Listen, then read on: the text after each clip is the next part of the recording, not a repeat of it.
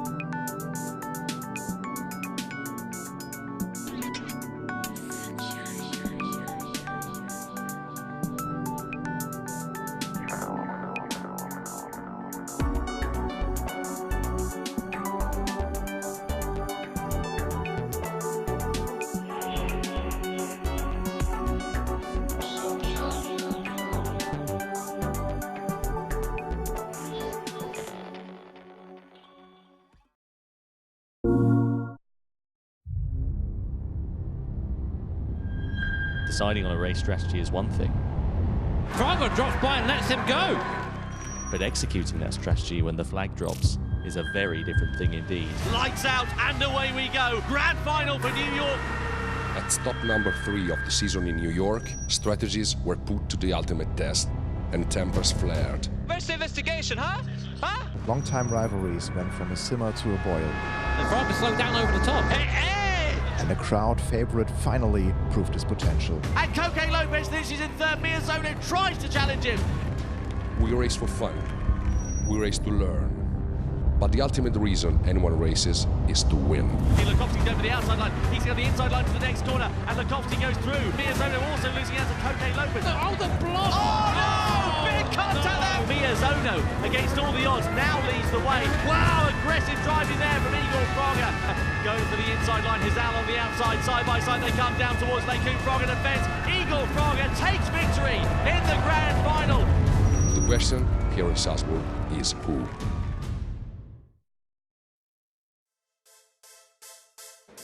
Hello and welcome to the FIA certified Gran Turismo Championships, coming to you from Hangar-7 here in Salzburg, Austria. As you can see, we are setting up just down there for later on this evening. We have got the Nations Cup, which is every driver for themselves. We've got the best drivers from all across the world competing here this evening. Yesterday was all about the Manufacturer Series, so more team-based racing. And for the first time ever in Gran Turismo history, we've had a double winner. That's right, Mercedes-Benz for the second time walked away with the championship. If you missed it, definitely go and check it out on VOD. But like I said, today is all about the Nations Cup. We've got one more stop on our World Tour before the grand final. Why don't we see where we are in the season? We kicked off our season in Paris before swiftly jumping over to Germany at the Nürburgring. Then one of my favourite stops, which was New York. Obviously, we're here today in Salzburg. Next on the agenda, though, is Tokyo before our grand final in Monaco. Now, we had a fantastic qualifier that happened today. Let's find out a little bit more of what went down. It's day 2 of World Tour 4 here at Salzburg. Nations Cup action to come today. Jimmy, we've just had the overall qualifier for the two groups as well. Hugely impressive from all of the drivers, but Takuma Miyazono, Mick Hizal in their respective groups, in their time, separated by 0.02 of a second. The standouts, definitely. And Miyazono was actually on the faster lap, on his best lap, made a mistake through a scurry and threw it away. So he'll be mad with that, but it just goes to show how close the competition is. Other drivers who are kind of nearly men as well. Koda Latkovsky, he was 0.3 back from Mick Hizal in that first qualifying session, and Nicholas Rubelar in particular as well. He was really quick, but couldn't string a lap together. You should have seen him, was pounding on the wheel, just couldn't quite get the lap out of the car. Also worth mentioning is Romain Desrouge, really fast, the Frenchman, definitely going to be a threat. Absolutely. What else are we looking out for in this Nations Cup battle then? To be completely honest, this is a qualifying session for one car and one track. It's not the whole story. So being fast here is great, it's a good start, but you've got to really have the complete package.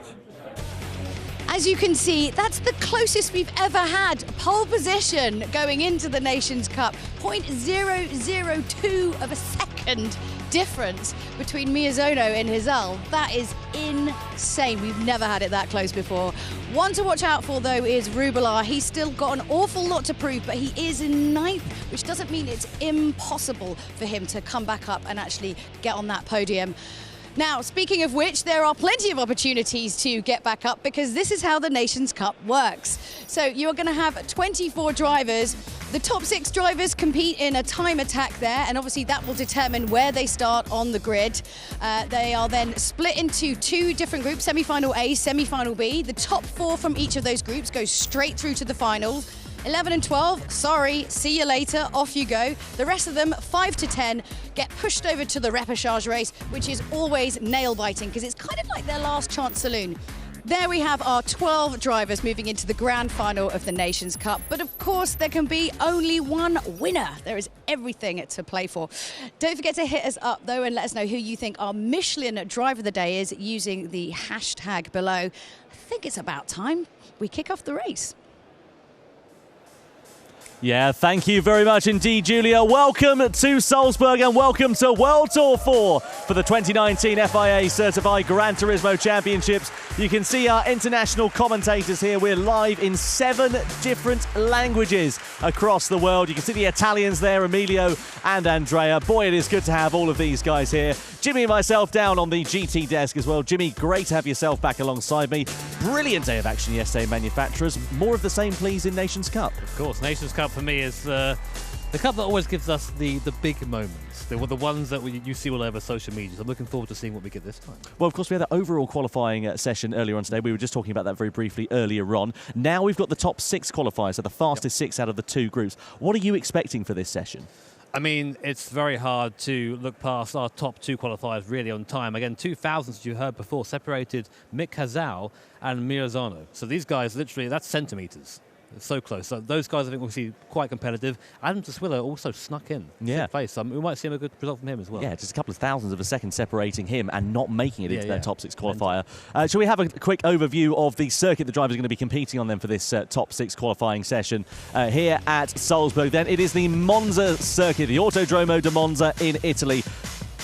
Steeped in history, of course, it is, and has been very, very popular on Gran Turismo. And you can see there, 5.7 kilometres, comprised of a lot of straights. Not a lot of margin for error, though. Lots of historic corners, including the Curva Grande, the Della Roggia chicane, the 2 Lesmos up into Ascari, the Curva Parabolica, which runs back on to the start-finish straight. But this top 6 qualifying session then about to get underway. The drivers now out on track. Exactly the same conditions as they had in the overall qualifier earlier on, Jimmy, of course, out in the Red Bull X 2019, and it's very much a last sort of 5-minute dash in this session to get as good a lap time in as you possibly can. It's quite hard for our competitors to come in, sit down and go, right, I need to go qualifying now, because qualifying, as you say, it is that last-ditch effort, and it's 100% of what you can do in the car. Of course, this being Monza, corner exit is absolutely everything. If you make a mistake coming out of the Parabolica, for example, you carry that mistake all the way down to T1. It's a lot of time lost, so all about corner exit here and keeping it clean, especially in this X 2019 competition. Very, very easy to get wall spin and get the car loose on exit, so drivers have to be very careful when getting on the power. Yeah, we saw the drivers in the overall qualifier early on today struggling with traction on corner exit. It's a tricky so-and-so to drive this Red Bull X 2019. Now, here is Cody Nikola Lukovsky. He will be wanting to be at the top of the pile in this session to give himself the best chance possible of taking victory here this afternoon. But what about Rayan Darouche? We were talking about him earlier on, Jimmy. He has been very impressive so far. Had a podium, of course, back at the Nürburgring. Can he do something here today? I think so. He seems to have shown again a good form here at Salzburg. Some drivers you see do better at different events, and of course the ones who do best at most are the ones that go through the final, which makes sense, doesn't it? But Ryan has been very confident, especially in this X 2019. I think we're going to see something nice out of him today. And now we have Mick Hazal, who was our last person to start a flying lap, coming on to his first flying lap. So we're going to start getting some times coming in rather soon. The first person to cross the line to set their first representative lap will be Adam Taswillo. There he is, as if by magic, coming through the Parabolica now. Very, very easy to go wide here. A bit of a late apex on the power, nice and smooth, and you see it, as I say it again, goes very wide into the Astro, and it's very slippy out there, Tom. Yeah, it really is slippy, and what is his lap time going to be as he comes over the time line? 1:33.015, so not necessarily too bad of a good banker lap time then, but look at Baptiste Bivois. He's significantly faster on this, his first flying lap. Moves over to the right-hand side of the track to try and get the shortest run, and he immediately betters that time. Look at that, nearly a second quicker than Adam Taswillo, and he's only got 1 lap left to do things. But Cody Nikola Lukovsky now coming around the final corner and over the line, and surely Lukovsky, he does indeed go into the 31s, the first driver into the 1-minute 31s in this session. Caruso not looking to go quicker than that. His time at the moment will be good enough, I think, for second or third. Again, that Astro very slippy. It's trying to dissuade drivers from taking the mix, so to speak, and going a bit wide on track limits. And again, there goes Darouche, goes into second place. Here comes Mirazano, again looking very, very quick earlier in the first qualifying session. Not so much here, but we do tend to see, Tom, the quick laps coming on the second lap rather than the first. Yeah, absolutely right. Just to remind you, of course, all these drivers in separate groups as well, Group A and Group B, so this isn't necessarily representative of where they will line up on the grid. Here there is Mikhail Hazal struggling with injuries, got a broken toe, but he's doing great things out there on track. 1/10 of a second up he was on Cody Lukovsky. Had a good run out of the Parabolica. Over the line he comes, but he loses time in that final sector and only goes 4th fastest, and Taswillo isn't going to be on for an improvement with a drama like that out of the Ascari chicane. That's his qualifying probably done now, or his chance of pole done at least. He is going quicker than he certainly wasn't his previous best lap time, but making a mistake out of Ascari is very much the same as doing it at the Parabolica. He got a big straight after that, so very easy just to watch that time drain away. So anyway, coming across the line now, pull to the right, as you say, Tom, to take the shortest line, really putting very far to the right. Good enough for 5th, but he will be disappointed with that. Meanwhile, Beauvoir, I think, has made a mistake somewhere. He will not improve from his 3rd position. Well, he'll be happy that he got a good bank of lap time in there, Baptiste Beauvoir, with 3rd position being the best that he will achieve in this session. Over the line he comes, you can see there quite clearly has made an error. What about Cody Nikolakowski? He can't even better himself. He was 0.3 of a second slower coming into that final sector. Over the line comes Cody Nicola, and of course it's not an improvement. What about Rayan Darouche there? He's only 0.08 of a second down, but I struggle to see if he's going to be able to build up that time and make gains on Nikola Lakowski's time through that final corner. See him walking the car right to the white line on the exit, but not hitting the AstroTurf. That's the important thing. Might be an improvement. It was. What a great last corner there for Darouche. But meanwhile, Miyazono is going even faster. 0.3 of a second up. He's right out on the AstroTurf, just about keeping the car straight. Now he'll dive for the line. Will he go quicker? Let's see. Yes, he does. 9 tenths faster. What a lap by Miyazono.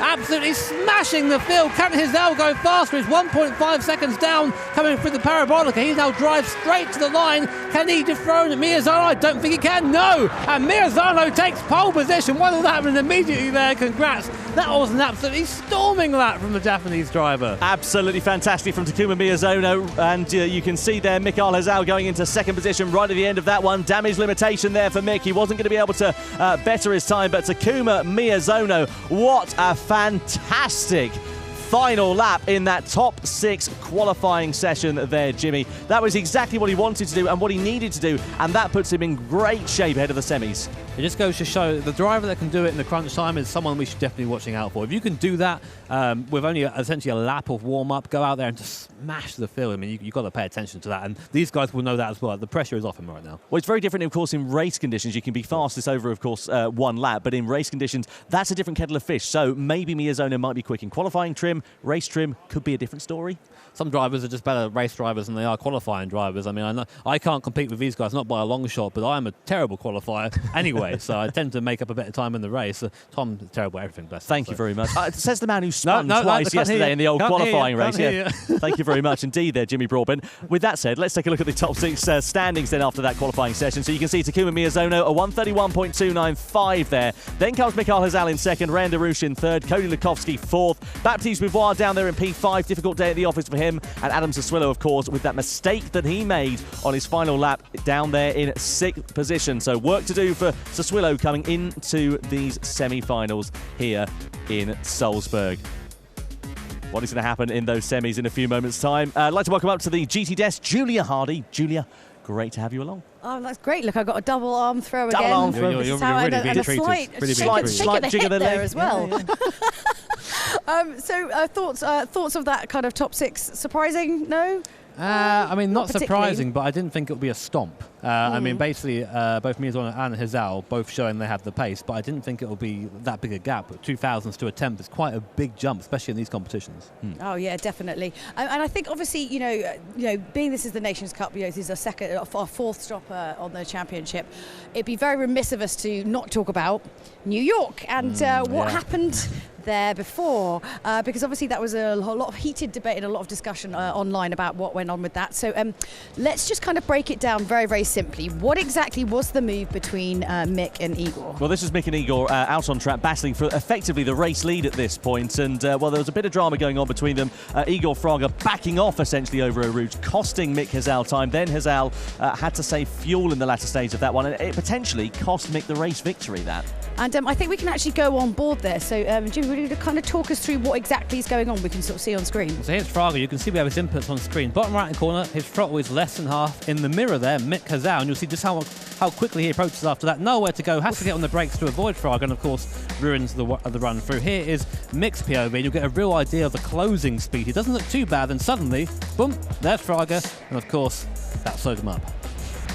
So we've actually got some quotes here. So obviously saying after seeing that replay, I think Fraga lifted on purpose, so I braked to avoid a dangerous encounter. I needed to save my fuel after that situation, so I slowed my pace. So one of the interesting things we talked about, because we were like, oh, look, this incident happened, and he just, he sort of gave up, and, he just didn't try and race really fast. And actually what he's saying there is he had to conserve fuel, so we were kind of wrong about that, but yeah. Yeah, I mean, he realistically, he said he had 2 attempts to get past Fraga. Second attempt failed, so he had to back it off, and that's why you saw him just drop back so much, given compared to his pace before then. It was quite odd to see, which is why we said, oh, he's given up. But yeah, just a fuel thing, apparently. So it's obviously good that we kind of reiterate that we were incorrect at that point. Sorry. He was just actually doing what he should do, which, no, that's okay. But I think it's important to kind of raise that because we did talk a lot about that. We've actually got some tweets from the guys that we can show you now.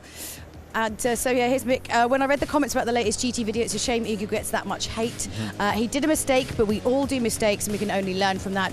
I can't read it that quick enough. Basically, it's just kind of highlighting the sportsmanship of these two guys, because obviously in the moment, you know, we saw the video at the start there and it all looked very, very heated and a bit shouty. But actually, you know what, it's kind of in the moment of racing, and when they have that time to kind of talk about it afterwards, and you know, they are, you know, not the best of friends, but there's a sportsmanship, you know, about, you know, everything here, really. And there is camaraderie and respect for other drivers. And I think each one of the drivers can understand what it's like to be in that situation. Igor on screen there we right go. Now. He's here as a guest today. But, you know, as Tom will know, all about sportsmanship here. Everyone here off the track, great friends, everyone speaks to each other, of course, but you have to keep it clean on track, and that was just both of them kind of going, yep, okay, maybe we got a bit heated. Let's kind of back down again and get back to what matters, which is, you know, this event and trying to perform well. So, okay, we have our kind of like, we have a bit of our favourites. Let's talk about some of the other drivers. What are kind of your hot picks then? I'll let you have this, Tom. Oh, go on then. We'll start with you, Tom. What is your hot pick? My hot pick, Ryan Darouche. I know he didn't excel necessarily in that top 6 qualifying session. However, he has been very quick so far. And with these different machinery under race conditions, it could prove to be a really beneficial area for him to excel. And I spoke to him actually in a carpool interview feature that we did a couple of days ago. And I said to him, well, were you happy with the podiums you got back in the Nürburgring, etc.? And he said, no, I'm not happy until I'm winning. So, says it all. It's all about the win. How about you? What's your pick? Racer. It's very hard to look past Miyazono. He's been so impressive coming up, and of course that lap there just really affirms that. I really think he has a solid chance today. Do you want to know what who my hot pick is? No, I don't actually, Julia. Okay, I'm going to base it not on actual. Well, it is to do with fact, but Lukovsky, he does all these like amazing like limbering up exercises before, and you know, being limber and supple, I feel like is really important. You said that. I can just see him pointing at us from our position over here. He's giving me a really stern look from over there. Okay, so without further ado, we're going to stop talking and let's get this underway, the Nations Cup Championship. But first, please be upstanding for the national anthem of our host nation, Austria.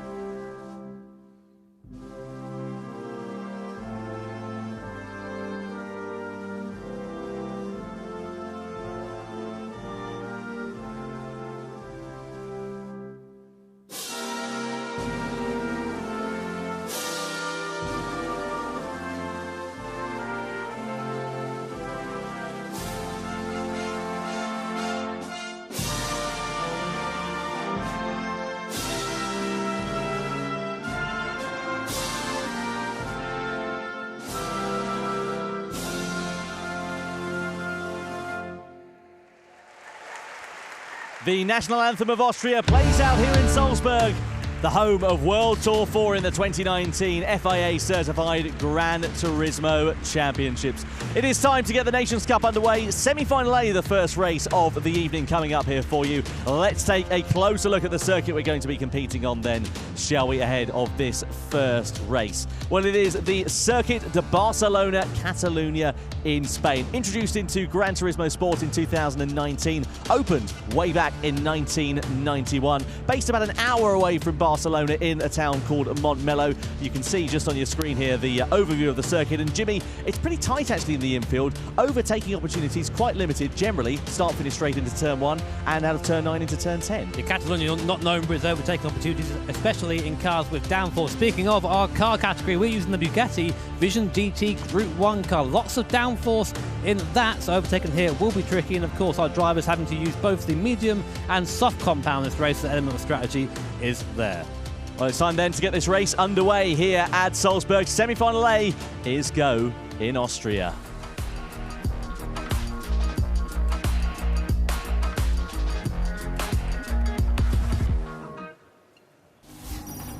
The drivers are lined up on the grid. The Bugatti Vision Gran Turismo machine in the Group 1 category for Gran Turismo. And here is Michael Hizal. He starts on pole position, Tyrrell Lightning.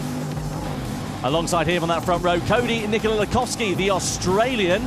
Keep an eye out for him down towards that first corner. Baptiste Beauvoir, though, he'll be giving him a run for his money, I'm sure, from third position on the grid. Alongside him is Adriano Carrazza, the Brazilian driver. Nicolas Rubelar there in P5. Apologies for the graphical errors you can see on screen. Then in P6 it's Jonathan Wong, the Hong Kong driver from China. Then P7, Ryota Kokibun from Japan. And in 8th position on the grid alongside him, it's Fabian Portier. Great to see Fabian back in the World Tour events. He's from Chile, of course. 9th place on the grid, Rick Kevelam from the Netherlands. And in P10, it is Kim Long Lee from Hong Kong, China as well in Bugatti Vision Gran Turismo machine. 11th place on the grid is Adam Tapai from Hungary. So Hungary being represented by Tapai here in semi-final 1.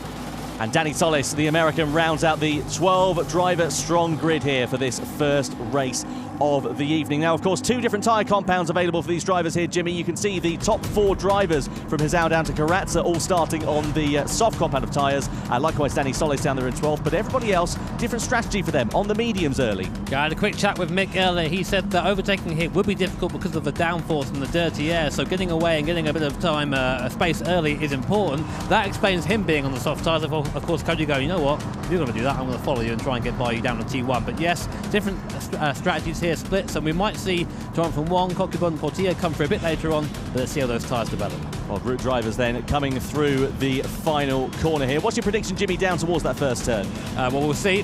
There's going to be a downforce battle all the way down there. Slipstream will be a big thing. It's a long run down to the first corner, so I wonder if Mick Hizal will have the legs to outrun Cody. Well, we'll see very shortly. Just coming round now to start our first race here at Salzburg. Semi-final A is getting overway. 3, 2, 1 then. And away we go then here at Salzburg in the Nations Cup. And immediately Cody Lakowski going to the inside to try and get past Mick Hizal. Got a bit of a jump there already side by side down to T1. It's battles up and down the field, but it's Cody and Mick at the front. Cody looking around the outside at T1. He won't get by there. Mick defends well into T1, but goes a little bit wide, and Cody goes round the outside. We'll have the inside for T3 here. I think he might have him. Yes, he does, but they're still running side by side. That soft compound tyre has a lot of grip at the start, and Mick defends around the outside. What a defensive move there from Mick Hizal. I thought he had lost that, and Cody has to settle for second. Meanwhile, Carrazza goes up into third position ahead of Beauvoir as well, so positions going up and down the field, and we already have an instant at the top right there between Solis and Kevelan. But that was an interesting start there from Hizal and Lakowski. Yeah, Carrazza was down the inside, somebody off there in the background as well at turn 5 by the looks of things from what I could see. That is big drama. It looks like Ryota Kokibun, the driver, who has gone off out of turn 5. You can see a 3-second penalty there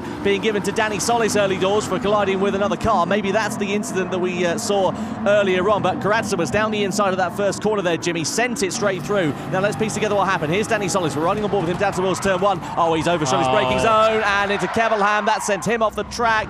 Oh, dear That reminds me of a certain crash at Monza a long time ago. Here's Carrazza. He's gone round Lakowski. He's gone round the outside. That is not a place you overtake there. What a move by the Brazilian driver. I am absolutely flabbergasted by that. Well done, Adriano. So he's up to second place. Of course, this squabbling allows Mick a little bit of a breathing area. Mick is out the front there. 1.2 seconds now, the gap between him and second place. And Lakowski down into third. Now, will Beauvoir had a chance to overtake here? He's got the toe coming down the straight, but you're seeing not quite close enough to make use of it. The Australian looks like he's really struggling here in the opening stages. Slow down penalty there for Fabien Portilla. 3 seconds for him there as well for colliding with another car. Maybe that's the incident with Ryota Kokubun we saw with the Japanese driver off down at turn number 5. But Lekowski, as I said, really struggling with pace here in the early stages. Baptiste Beauvoir looking a little bit stronger, but he's now in that position where he's in that dirty air. Now here we are, it is Ryota Kokubun versus then Fabien Portilla. He's down the inside, he's going to overshoot his braking zone, he's into the side of Kokubun. Kokubun, that's happened so many times to him. He's just always in the wrong place at the wrong time, and it's downhill there, Tom, so it's very easy to get on the brakes a little bit late and just go plough off. So yeah, disappointing there for Ryota Kokubun. Rick Caverham now losing out to Danny Solis in 11th position. Those two are trading a bit of paintwork as well. So 3-second penalty there for Fabien Portilla in the opening stages of this one. Now, what is going to happen on these soft tyres? You would expect the top 4 drivers to be able to bridge out a little bit of a gap in these opening stages over the medium runners. And you can see that is beginning to be a little bit more pronounced there. 1.5 seconds it's sitting now to Jonathan Wong, the driver from Hong Kong, China, in P5. Both of those compatriots in P5 and P6 respectively, and as expected they don't have the pace, of course, of the soft runners. However, that will come back to benefit them. And you can see Baptiste Beauvoir there, P4. He's been given a penalty for some reason, so I missed that. Yeah, not sure exactly what's happened there to Baptiste. That could be as simple as just running off track and exceeding track limits. I think what we tend to see is that when we don't get the notification on the top right, it is track limits. It's usually 0.5 a second for that, so we'll know that, yeah, I think it is 0.5. I just spied it for a second there in the background. The Jets go overhead, they're going to win this race down the straight, I can tell you that. Although not by much. These Bugattis are very, very quick in a straight line.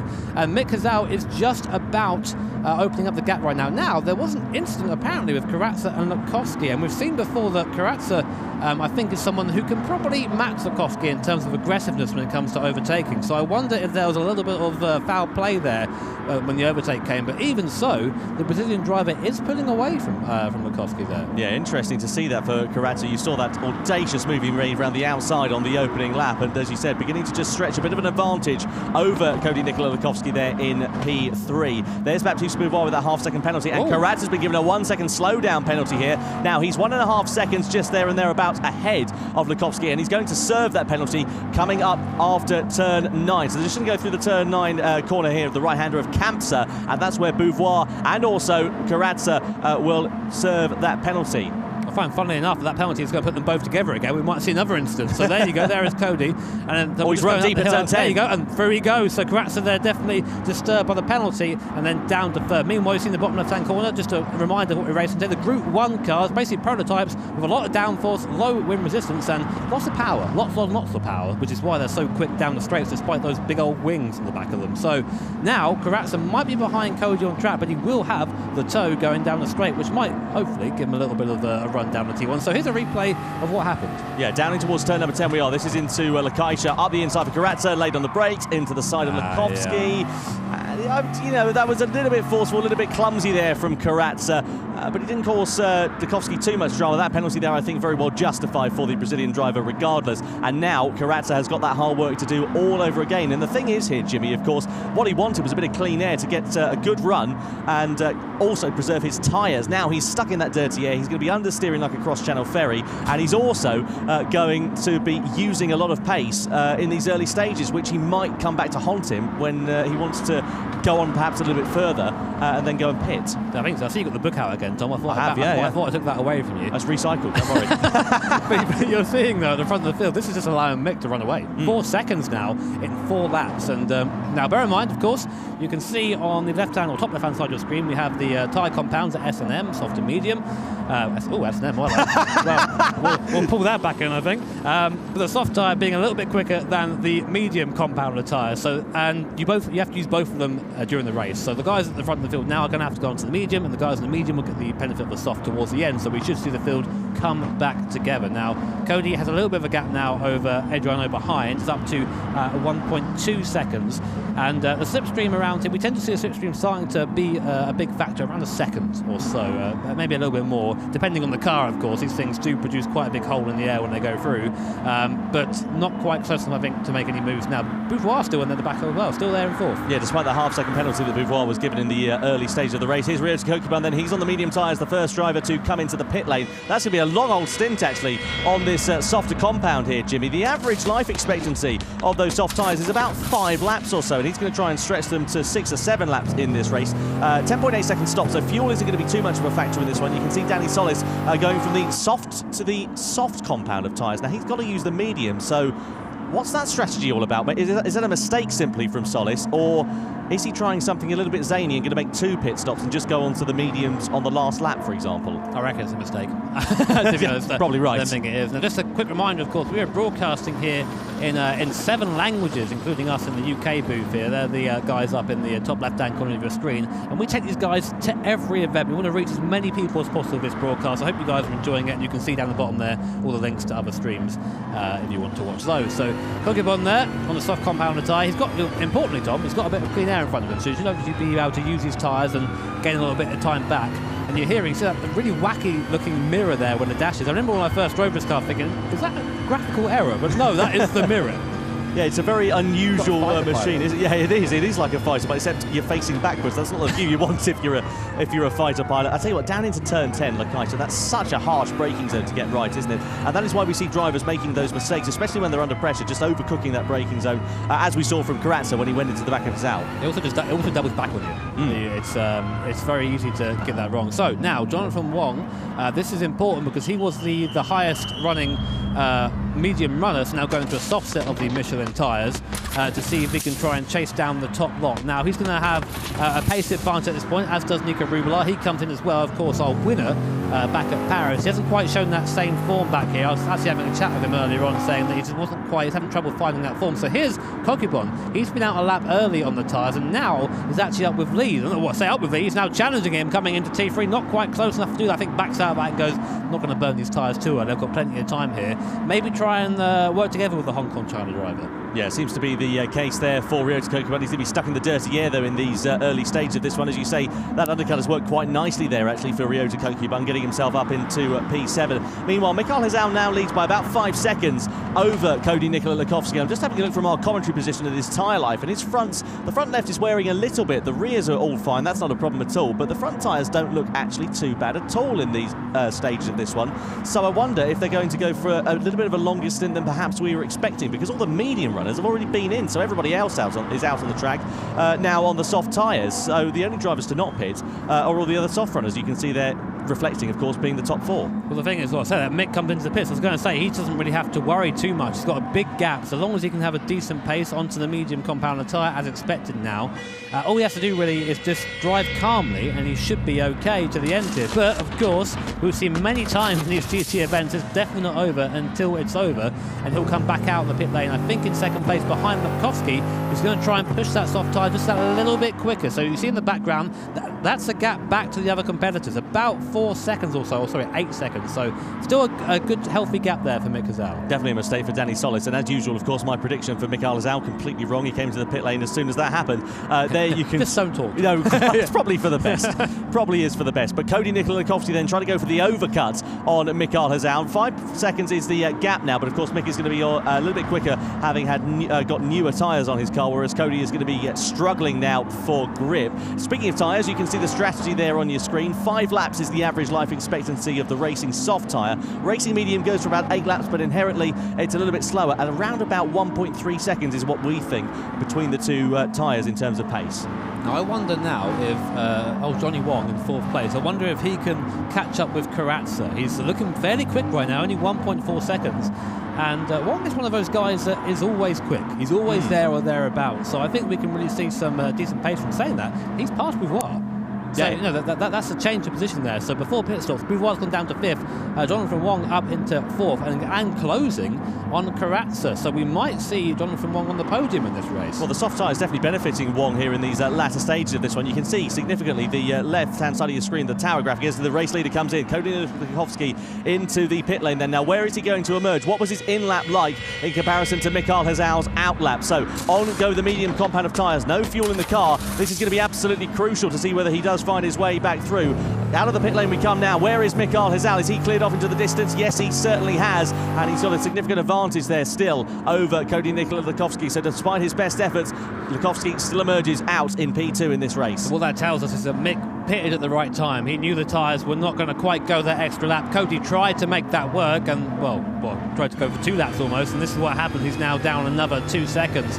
Again, you can see in that dash mirror in the background, Karatsa has now pulled right up to the back of Lukowski, as has Jonathan Wong. And again, Wong has the tyre advantage, so maybe we can see Wong as high as second here. Yeah, absolutely. Wong looking in a really, really good position here in these closing stages. Now 0.8 of a second, the gap is to Adriano Karatsa. Just look at the calmness from Cody Nikolakowski there. 100 beats per minute on the heart rate. It's like he's out for a Sunday drive at the moment. That might sound like a lot, but bear in mind that some guys here you see at 140, 150. Comparatively, he's just chilling out. You know, we saw him before maybe it was the stretches that Julius talking about. maybe that's what. Look at Wong now, though. Coming out of turn 9, he's really closed out. That gap now down to under half a second between Adriano Karatsa. He darts out in the braking zone to try and put off Karatsa there, but not quite close enough to mount a charge here is Wong, but you can guarantee it's only going to be a matter of time. The final sector here, Jimmy, is where surely he's going to close up and try and get a run out of the final corner of turn 16 and onto that straight. He can afford to be a little bit patient here. I mean, it was a nice move to do that, try and distract Karatsa, but he didn't really need to, given that coming to the straight now, this is going to be the chance he needs. And Karatsa a little bit slow there through the final chicane, as was Wong. He made a big mistake going in, carried a bit too much speed, a bit too overconfident, I think, on that soft compounder tyre. And importantly for Adriano there, allows him a bit of a gap, and Jonathan Wong's going to have to wait another lap. So the soft tyres working very well here indeed for Jonathan Wong. Now keep an eye out for Kim Long Lee, the other Hong Kong China driver in P6. He's also closing the gap down to Baptiste Beauvoir, who seems to be going backwards in these closing stages of this semi-final. Really struggling on the medium compound of tyres is the Frenchman here so far. But everybody else on the soft compound having a really, really good run, as you would expect, given the pace difference in the closing stages of this. And given the fact the gaps were so close between everybody before they all pitted, that is to be expected. That is what we're expecting to see. And now you can see Kim Long Lee really, really beginning to shrink that gap down to Beauvoir as they come down towards turn 5 of Sayat. Now, of course, these guys, realistically, are fighting for that 4th position. Just a reminder, it's the top 4 that go through automatically to the final.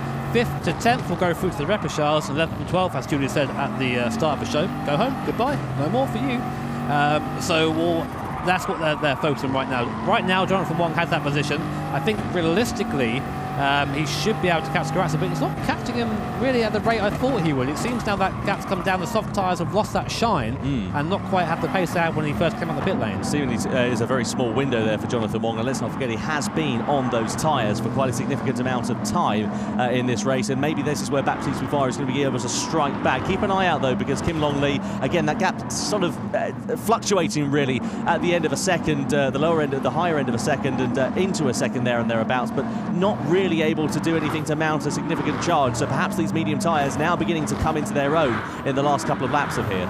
Jonathan Wong is really weak for the last sector. I've been noticing he's fallen back from Karatsa again, and if anything, Beauvoir on the medium tyres got closer. He's now only 1.1 seconds behind, would have benefited from the draft down the straight as well. So really, I think the Frenchman has heard us saying, oh yeah, right, I've got to get top 4, haven't I? and it's now starting to get a bit of a move on to try and catch up. There he is in the bottom left-hand corner of your picture, well, for a second he was anyway.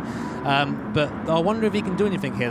These kind of 1 second gaps are kind of what you're used to seeing with cars with downforce. It's that dirty air, the wash through the faster corners. And Catalonia, as we said at the start of the race, it's one of those tracks that's very hard to overtake at, especially in cars with downforce. Yeah, absolutely right. Here is Mikhail Hazal, though, who's driven absolutely faultlessly and is just still increasing that gap over Cody Nikolakowski as well in the closing stages of this race. 5.6 seconds, 5.8 seconds rather, I should say, it now sits at between Hazal and Lakowski in first and second, respectively. So despite the injuries, quite literally, that Mikhail Hazal is suffering from, he is doing wonderful things out there on track. And look at him, cool as a cucumber, smooth operator to the extreme here. Well, you know, I asked him what he did to his foot. He basically broke a toe, and he said, "Oh, I went down a step wrong." So he can race really well, but he can't walk apparently. So dangerous walking, I tell you. It is. It should be considered an active sport.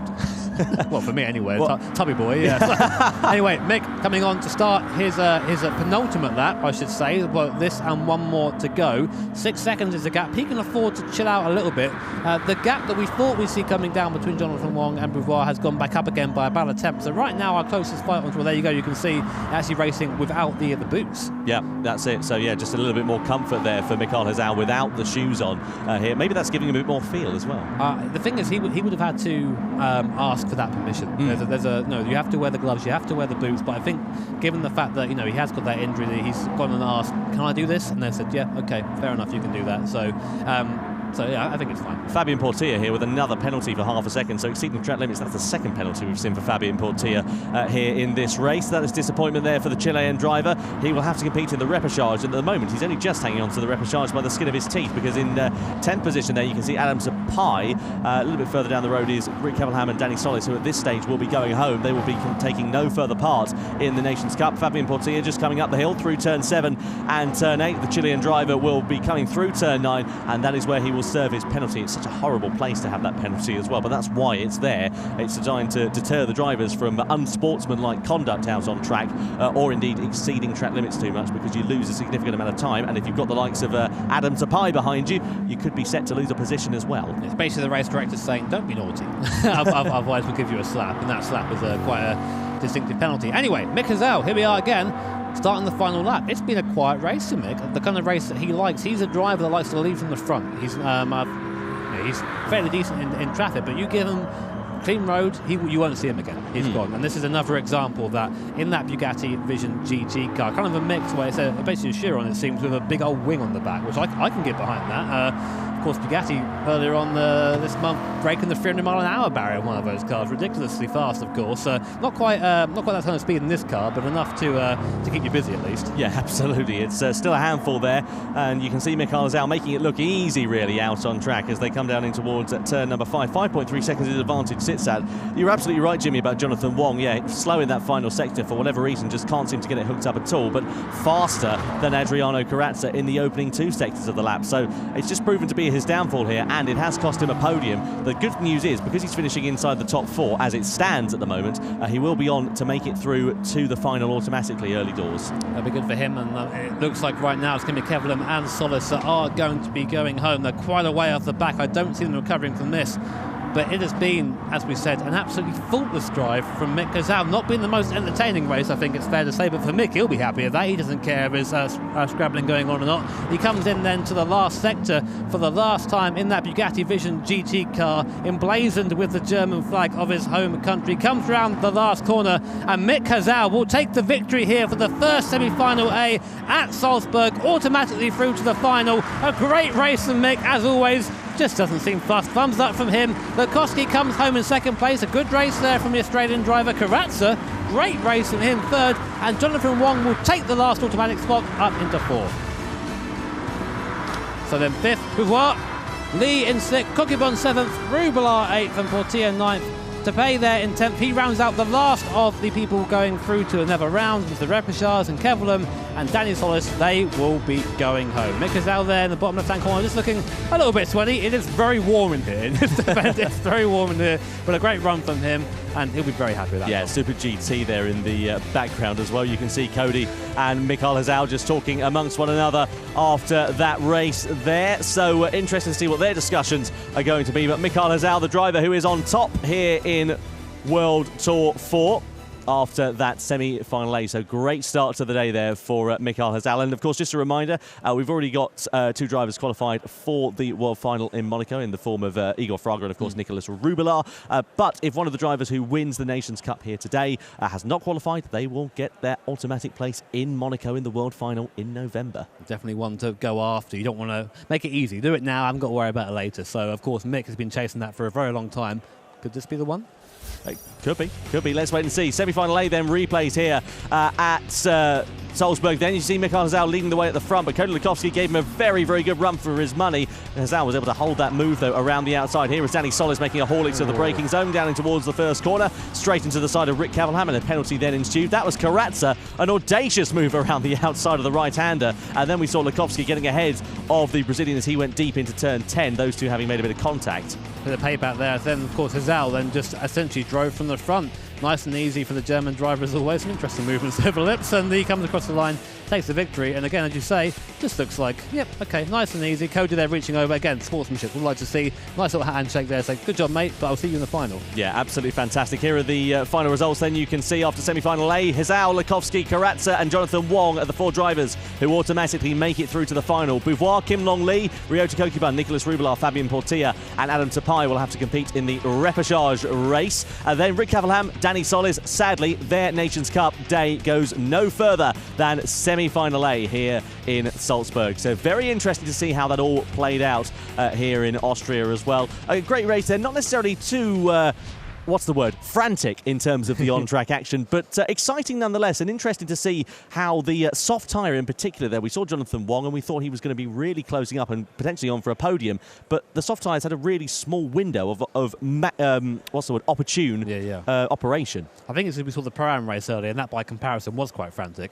But yeah, the soft tyre, it was very good for about 2 or 3 laps, and then just kind of, as I said, lost its shine. It didn't quite have that same performance. Didn't really allow anyone else to get involved. Didn't allow Jonathan Wong to move up anymore, but he didn't need to. He was 4th, got that automatic qualifier, and to be honest, 4th in that race is almost as good as 1st, so it doesn't matter too much. Yeah, not bad at all there for Jonathan Wong. Let's head up then to Julia, who's got a bit more inside information for us.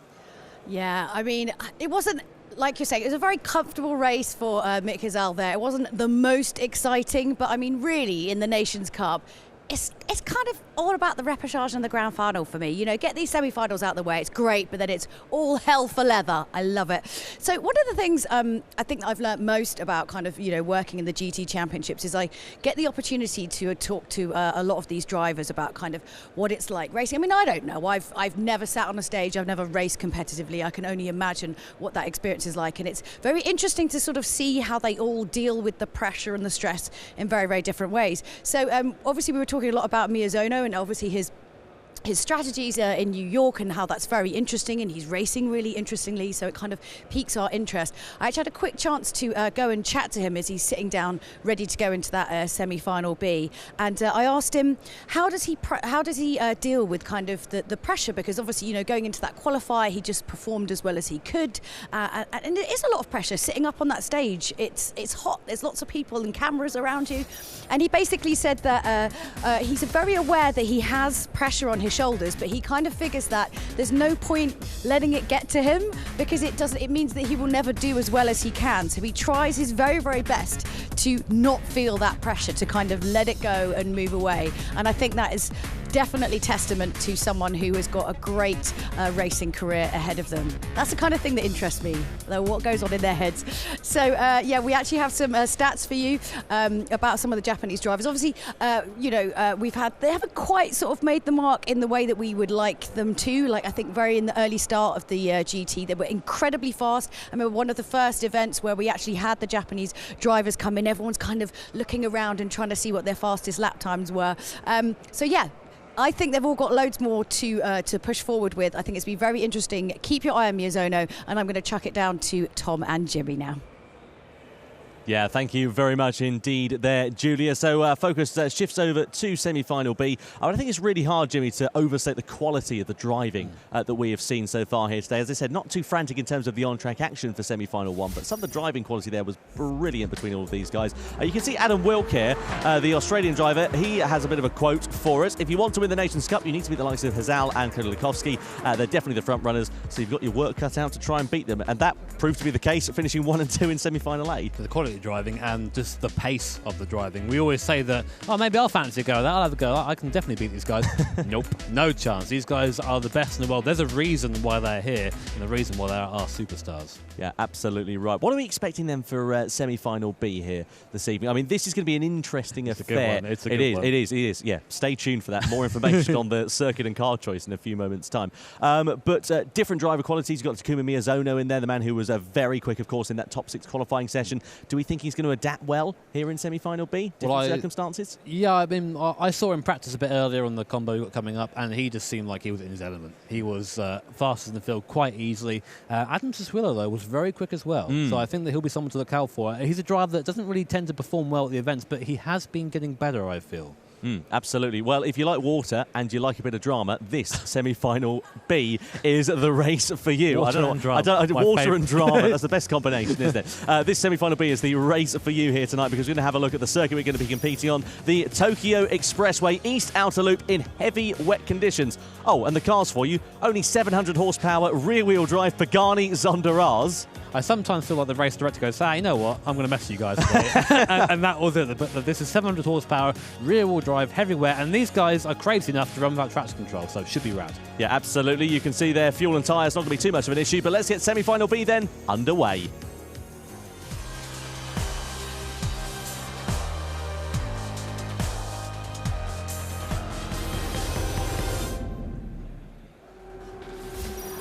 Semi-final B here at the Tokyo Expressway East Outer Loop. The cars are lined up on the grid, and here is how they line up. Takuma Miyazono starts on pole position. Alongside Takuma is Rayan Derouche. Keep an eye out for the flying Frenchman from P2 on the grid. Adam Sassuillo qualified 6th in the top 6 qualifier. He starts from P3, the head of the second row. And alongside him is Andrew Brooks, the Canadian driver. Sorry, Adam Brooks, I should say, rather, the Canadian driver. Koke Lopez, podium last time out. He starts in P5, the Spaniard. Patrick Blajan, the Hungarian, is in P6. Next row of the grid sees Giorgio Mangano. Good to see the Italian out there in a striking-looking livery on that Zonda R. His fellow compatriot alongside him of Salvatore Mariglino in P8. P9 is Marcus Connaughton, the Finnish driver. A cool-looking livery on that machine in the wet conditions here. Manuel Rodriguez is in P10. And the final row of the grid is comprised of Adam Wilk there in 11th position.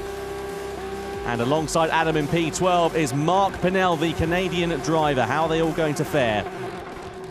So here are the cars then all lined up on the grid, and a further correction to my earlier correction. It was Andrew Brooks. I do apologise. Too many Adams and Andrews, Jimmy. Yeah, I mean, at least we got Pinnell's name right this time. So that's something. Anyway, more info on the car. See, so this is the Pagani Zonda R, one of my favourite cars to look at. Very pretty thing. Production supercar, 6-litre V12, only 730 horsepower, and of course, these guys tend to run without traction control. In these wet conditions, that all adds together for a very fun scenario. Now, the crucial thing is here, the start line is actually in the tunnel where it's bone dry as well. So that makes things very interesting. You can see the trophy that the winner of the World Final in Monaco will take home. Here is how things go. And here is Takuma Miyazono ready to lead the field over the timing line then. Are we ready for a race start? We certainly are.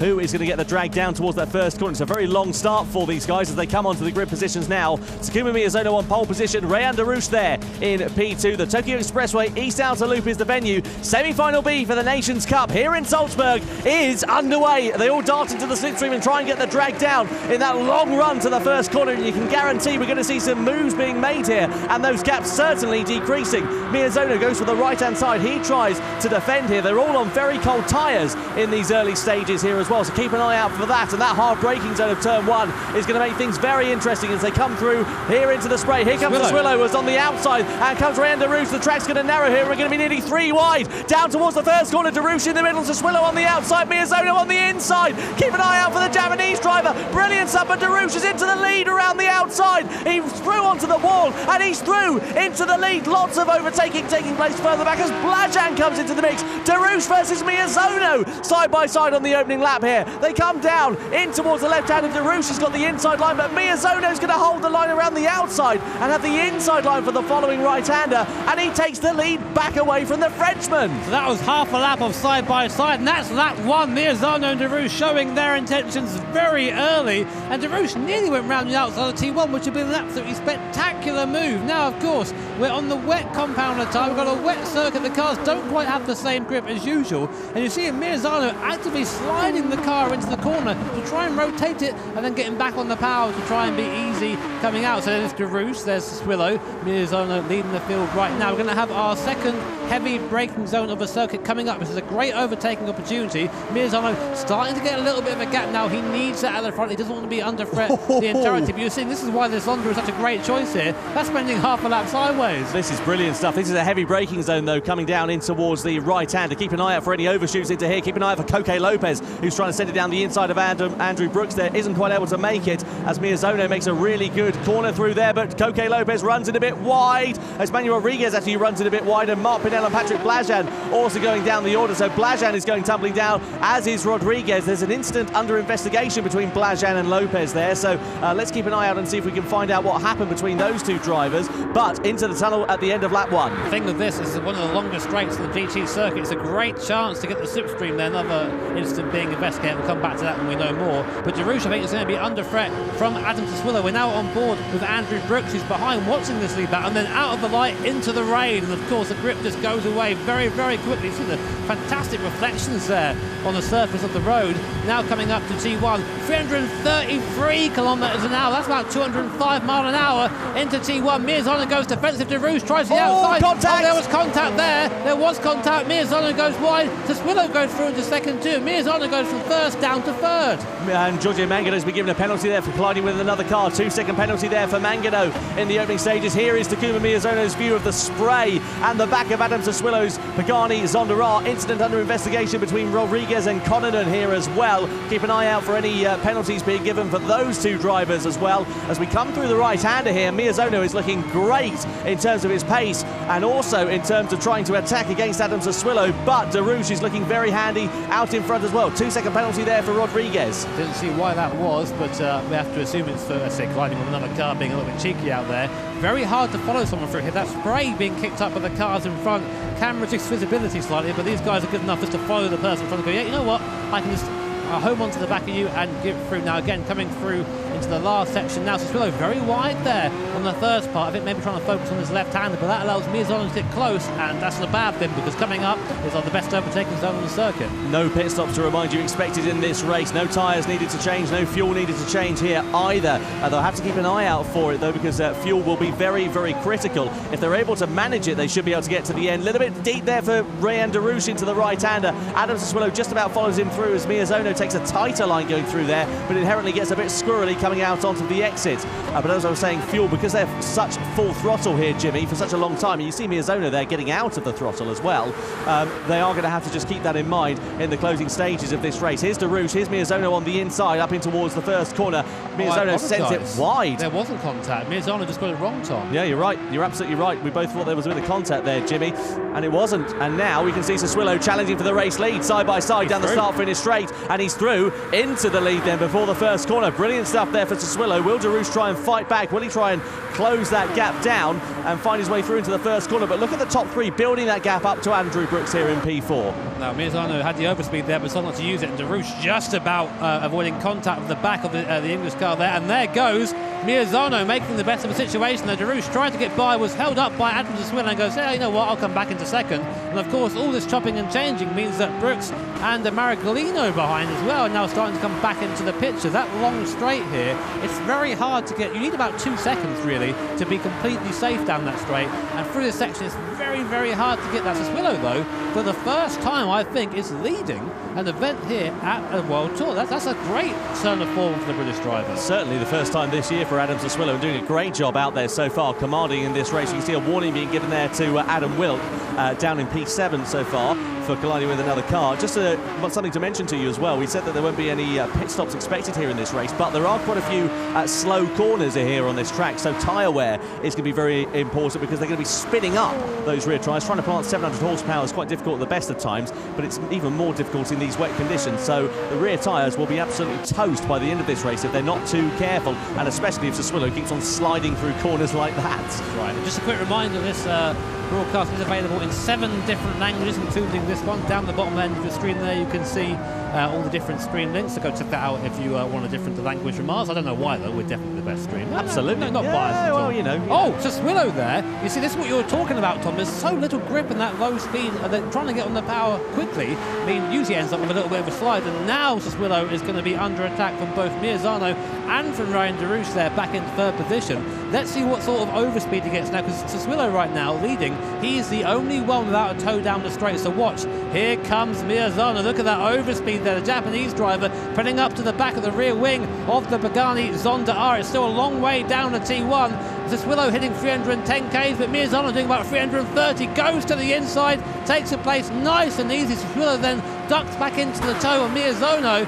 Will he be able to get a bit of a run to try and get by the T1? I don't think he will. And Miyazono re-inherits the lead from Adam Sassuolo. Man on the move is Coque Lopez in P6. Keep an eye out for the flying Spaniard as well. He is very close, actually, now to Salvatore Mariglino. He was found his way through, but Mariglino has now found his way back past as they head down towards that first corner. Now Miyazono is into the race lead. Pressure is on to Sassuolo to not lose out to Rayan De Rouge. And we saw that from De Rouge. He got into the lead, and we thought he might try and clear off here, but how quickly things can change. One simple mistake can cost you a significant amount. There's no margin for error on a street circuit like this. No, especially in these wet conditions as well. You snag a tyre somewhere, you are going off into the barrier and you are losing a lot of time, and it's so tempting to try and get on the power that little bit earlier, try and close up to the guy in front. You're seeing there, DeRouche, they go, you know what, I am going to put down the 700 horsepower, I don't care what happens, it's sliding. And he tries to make contact with the road. Cispillo there going a little bit wide. I've noticed for this little section he's a little bit tardy, especially from this right-hander up here who tends to go a little bit too deep here. Let's see if he does it again. No, I think he's starting to learn from his mistakes a little bit. Actually, a good run through there. A little bit of a gap to DeRouche now. But what Cispillo is trying to make sure he does, it stays within about a second of Miyazono, which he isn't doing, and DeRouche fast coming down to the hairpin. I was going to say, Cispillo had a really good run through the right-hander, but his left-hander was very poor, and that has allowed DeRouche, who got a really good exit, to close up. They come down towards the hairpin then of turn number 10, hard on the brakes, and you can see there Cispillo just running a little bit deep, and DeRouche having to feather the brakes to not lock up and run too deep into that corner. Gets a good exit out on the power, and now he's got a really long straight to try and use the advantage of the slipstream. Cispillo, though, he's now 1.2 seconds back of Miyazono, so that slipstream isn't going to be anywhere near as effective. So what Cispillo and DeRouche need to do here is pretty much work together to try and close that gap down now to Miyazono. Do they need to? Again, bear in mind the reminder, top 4 go straight through to the final, 5th to 10th go to the Repechage, 11th to 12th go home. Right now it's Manny Rodriguez and Connington, the finish driver, down to 12th. So do you want to go for glory in semi-final, or do you want to just make sure you get through? That's a choice our drivers have to make. So right now Miyazono, Cispillo, DeRouche and Brooks are going through automatically to the final, and whilst Cispillo does have the run, he really does have a run down on T1. That gap was a second and a half coming out of there, and still he gained. And look, there the British driver through T1, really quick for the first part, but slow on exit. Ooh, yes. DeRouche looking up the inside. Now this could be the chance the Frenchman needs. No, Cispillo cuts across the nose and retains second for now. The only carrot that will be dangled in front of them to keep them battling and dueling for those top positions in this race is, of course, grid position for the final as well. If you win, you start in P2 from semi-final B, so that's a big advantage there, potentially down towards that first turn. It is always good to try and get as big an advantage as you can, but yeah, it's risk versus reward here in the event, especially in these wet conditions. Now we are starting to see Maraglino. I think the director's in my head. As soon as I say it, with Maraglino is starting to get onto the back of this pack, as is Coco Lopez. Now remember, last time out in New York, the first podium for Coco Lopez, he come back saying, you know what, I'm feeling confident, I reckon I can do that again. Right now, it's looking like it's going to be a repechage race for Coco, but we still have a few laps to go, and these conditions are far from safe. No, exactly. Anything can change in the blink of an eye for any of these drivers. There is Salvatore Maraglino in P5. He's done a really good job reeling Andrew Brooks in P4 there. The Canadian driver would love to make it through, and I know that Kyle Patrick, who's here from GT Planet, he's from Canada, and he would love to see Brooks make it through to the final. He might have to see him go into the repechage here then as well. And you can see we can hear him cheering over there. Thank you, Carl. I appreciate that. Yeah, nice one. At least someone's cheering for us, right? Oh, look at this! DeRouche and Cispillo now. So DeRouche had to go into the hairpin. Look what that's done. That is just pushed everyone together, and now we have 6 cars within the same shot on the picture. So Cispillo, he does have a little bit of a toe, a little bit of a toe from Miyazono, but DeRouche is going to have a much better one behind him. Brooks will too, and so will Maraglino, and so will Lopez. So we're going to have 3 cars approaching Brooks and Cispillo at a rate of knots, and I'm not sure he's going to be able to deal with it. We'll see. So coming down to T1 now, and I think Miyazono has finally broken the toe. He's out front now. He hasn't got to worry. Here comes DeRouche to the inside. Nothing the British driver can do about it, and DeRouche goes back up into second position. This is the high-speed chess game, Tom. Yeah, really impressive stuff there for DeRouche. Up into P2, up into that first corner we go then for the 6th time of asking. Cispillo now on the back foot. He tries to get the cutback on the entry to the corner. Is he going to try and find his way through up the inside? He's not quite close enough there, and DeRouche manages to hold on to P2, but Andrew Brooks also in the play now as well, as it is Maraglino and Coco Lopez. So if these guys do end up dropping back past P4, they will have to compete, of course, just to remind you, in the repechage race coming up immediately after. So, yeah, definitely want to be in the top 4 here, not out there, just again taking one more risk out of the evening. It's DeRouche. You can see our 2 drivers are DeRouche and Cispillo, both different, slightly different driving styles there, but a lot of little mini inputs, a lot of little micro corrections in these wet conditions. Coco Lopez even closer than we're used to seeing him now. He's in a place to strike here. He's going to have a big toe going down the straight. The toe of 4 cars, in front of him. that should be enough to hopefully put him back into the fray. Looking quite calm there, Koke, actually. I think at this point in the race, he'll be maybe a bit more hectic, a bit more immediate. Well, the thing is, we're here with Koke, is he needs to not get himself involved in the battle here with Maraglino, because then they'll drop off the back of Andrew Brooks, and all that hard work that they've done up until this point will come undone. Maraglino, meanwhile, is really close now to Andrew Brooks in P4, so we could see the Canadian being demoted out of the final automatically here this afternoon in semi-final B. Bit of a flick there of the hair for Lopez. His heartbeat's just over 107 beats per minute as things stand, so relatively cool and calm. You can see Andrew Brooks having to really defend. Darouche is a little bit wide in the forefront of his shots in P2, but he gathers it up on corner exit, and now here comes the big slipstream, and here comes the battle and duel for positions. Here we go then. 6 cars, or sorry, 4 cars, as I can count, honestly I can. 5 cars. How many cars is that? 1, 2, 3, 4, 5 cars coming down to T1. My word, it's been a long day. But Darouche is at front. Swillow is in third at the moment. Darouche is going to be the one under pressure. Swillow, I think, will get by no problem whatsoever. Who's that in front there? Is that a lapped car? Let's have a look. Yeah, let's keep an eye out for it. There's a slow car there. Well, yeah, Miyazono's 2.4 seconds down. Nobody else is significantly further down. There is Adam Sassuillo in P2, as you can see, and he's now ahead of Rayan Darouche. Keep an eye out there as well. Here comes Andrew Brooks, who's on the inside, 3 wide, wow, nearly down in towards the right-hander. In towards the right-hander we go of turn 1. Brooks on the inside, Darouche on the outside, but he runs it a bit hot. He's into the wall, and here comes Brooks into P2. What a brilliant bit of driving there from Andrew Brooks, but Darouche is on the outside, but he's still wide, and here comes Sassuillo trying to find his way back through. Side by side between Darouche and Sassuillo. Brooks is through into P2. Now the Briton of Sassuillo is into P3 onto the podium. That is what we call ascent in the business. That was right up the inside. Brooks goes, you know what, I'm going to try that, really slow it down on the apex, and he had to keep it on the apex in order not to run wide and hit Darouche, which would have been a penalty, of course. But now the Canadian driver goes up into third, and Darouche, who was second, is now on the edge of having to go through to the repechage race. And Maraglino goes, oh, okay, here's a chance. To Swillow and Darouche again, very close there in the background. I think Darouche wants to get by as quick as he possibly can now, but Brooks now is the pace setter.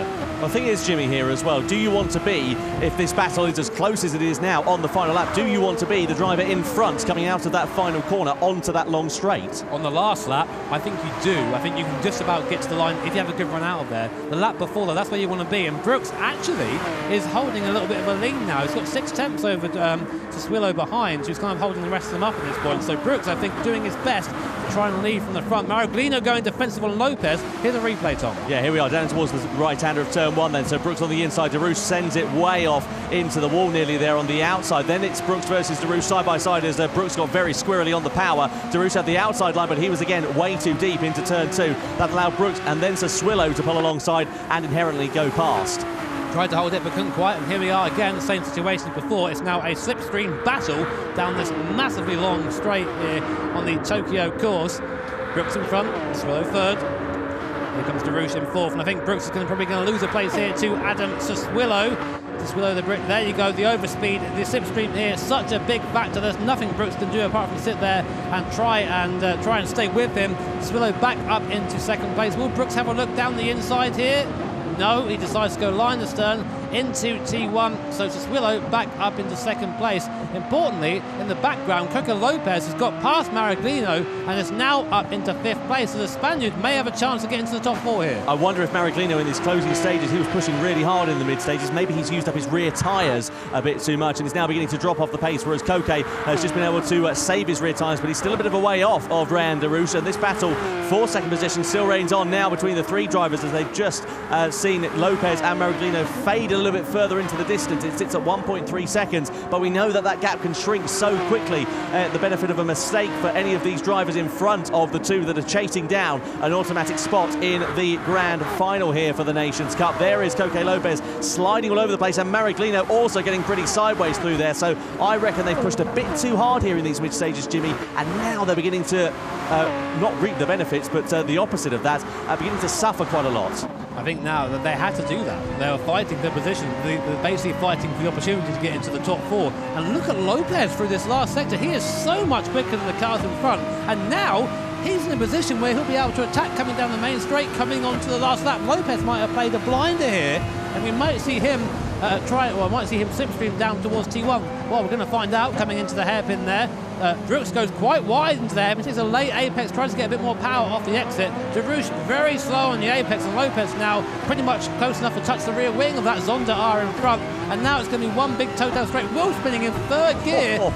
That is how much power these things have. 700 horsepower is a lot. In the wet, it's too much. But these guys don't think so. No, through the tunnel, then into the drive for a few moments' time, accelerating at over 300 kilometres an hour onto the final lap. Takuma Miyazono has got this one signed, sealed and delivered if he can keep it on the straight and narrow on this, the final lap of semi-final B here in Salzburg. Then onto the wet we go, and up the run towards turn number 1. Andrew Brooks on the inside, Sassuolo on the outside for second position. Then Sassuolo ducks out of it, quite sensible there because he'd be on the outside line and potentially compromised into that first corner. You can see an incident under investigation there between Bladger. Oh, he has! He's very deep. He's into the back of Sassuolo there. Sassuolo's off into the right hand, and Lopez here comes through side by side as well for third position between Sassuolo and Lopez, almost into the right-hander. Not quite close enough, but Lopez is now ahead of Rayan de Rouge on the last lap. So if it stands as it is, it'll be Lopez making it through to the final. De Rouge has been in a qualifying position for the entire race up until this point, and Coco Lopez,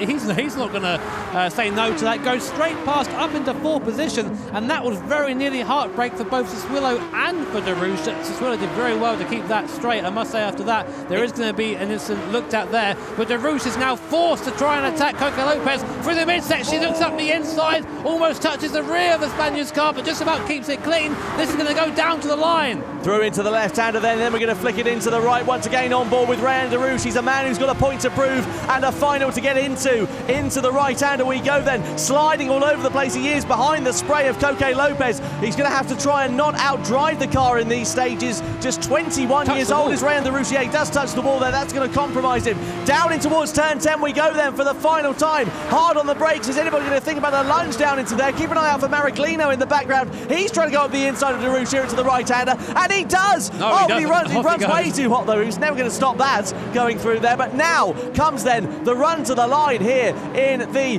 Nations Cup race. Takuma Miyazono, what an absolutely brilliant performance from the Japanese driver. Over into the tunnel we go, and the Japanese driver takes victory in semi-final B here in Salzburg for the Nations Cup. Over the line he comes. Andrew Brooks, the Canadian, makes it through in P2. Adam Sassuolo in P3, and Coco Lopez on the final lap makes it through to the final in P4. De Rouge, Mariglino, Mangano, Wilk, Pinel will have to compete in the repechage, as well as Manu Rodriguez, and that's a nice battle to the line as well, with Pinel just getting ahead of Rodriguez. Blajan and Kononen sadly will go no further in the Nations Cup here in Salzburg. But what a brilliant race, what an exciting last few laps as well. Tell you what, De Rouge is going to be upset at that. What was nice to see though is as soon as the race ended, he put his hand out to Adam Sassuolo, said, sorry mate, didn't mean to do that. You know, it was just late break, and that happens sometimes, as it can do. But ultimately, it cost him the automatic place in the final. Well, absolutely brilliant stuff there as well. Coco Lopez, excuse me, I've just about got my voice back from that one. Well, yeah, hugely Lopez, impressive stuff. Yeah, that was amazing there on that final lap, Jimmy. I think he just right place, right time. He saw that what was unfolding in front of De Rouge. I think the only time he made the mistake was the time that mattered, really. And Lopez goes, oh, okay, I'll have that. And at that point, it's pretty hard to come back. Yeah, absolutely right. Let's take a look at some replays then, shall we, from semi-final B here in the Nations Cup then. Piece together exactly what happened away from the lights. It was Miyazono who, of course, led the field, but he ran a little bit hot into that first corner on lap 2. That allowed Rayan de Rouge to go through. No expression from the Japanese driver's face. Then we saw Miyazono putting an absolute blinder on lap 4, finding his way past Adam Sassuolo here. And you can see there, this is where it all kicked off for the last spot in the final. Really big shame for De Rouge there, but this is the final. You make a mistake like that, you're going to be punished at this level of competition. So, no, he'll learn from that. He'll try and come back strong for the repechage. Here it was again. So De Rouge hits Sassuolo, who then hits Brooks, but De Rouge, I think, doing a good job to say, yeah, okay, I'm not going to go on the power there. Let that go. But of course, it's Miyazono who took the place. Brooks second, Sassuolo third, and Lopez fourth. And there you go, just saying sorry. And Miyazono's like, oh, all right. I won that, I guess. Yeah, no emotion, cool as a cucumber there for him. So Miyazono, Brooks, Sassuolo, Lopez make it through to the grand final here for the Nations Cup. De Rouge, Mariglino, Mangano, Wilk, Pinel and Rodriguez will have to compete in the repechage, the last chance qualifier. And as we said, sadly, Patrick Blajan and Marcus Kononen will go no further in the Nations Cup here in semi-final B. Well, what an absolutely brilliant race we've had here for semi-final B. The grand final is shaping up to be an absolute treat. Repechage, though, is on the way very, very shortly as well. In the meantime, though, let's head over to Julia, who is with our winner. Yes, I am. I'm with a very, very happy Miyazono. How are you feeling right now? どうですか? Yeah, もう最高ですね. I feel fantastic.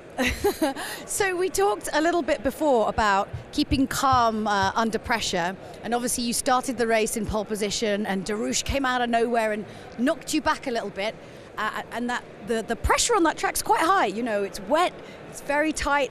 How did you manage to keep your cool?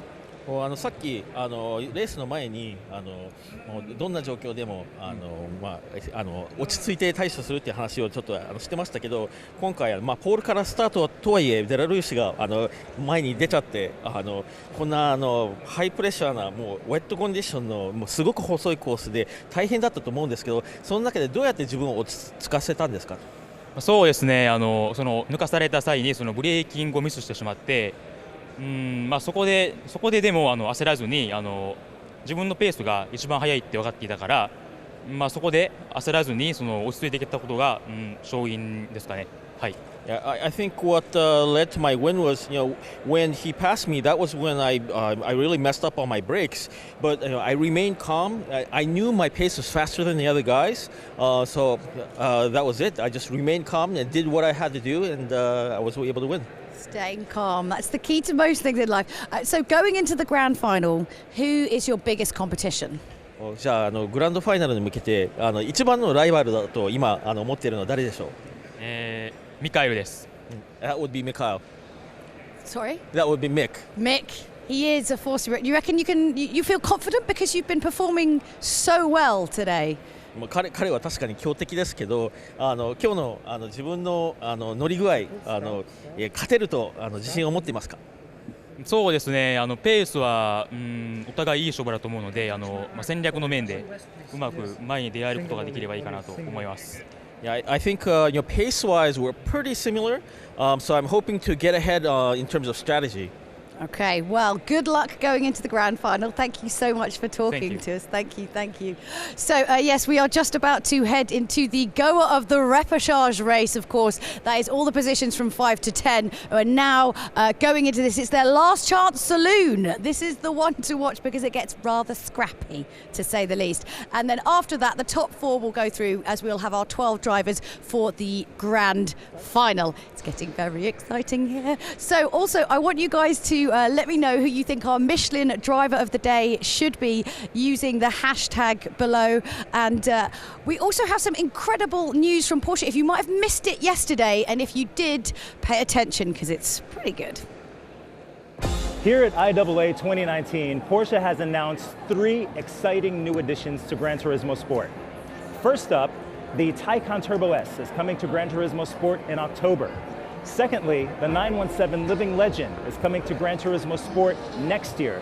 And finally, Porsche Style has just announced they will design a Vision Gran Turismo car. I can't wait to see that.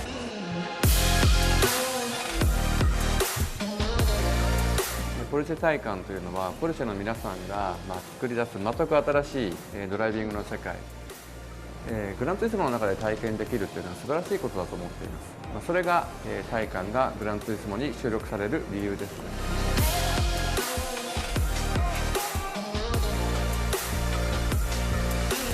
To drive a Porsche, it's a pure driver experience, and in this case, in this project, we want to have the same feeling for the customers. So it is our main target what we have.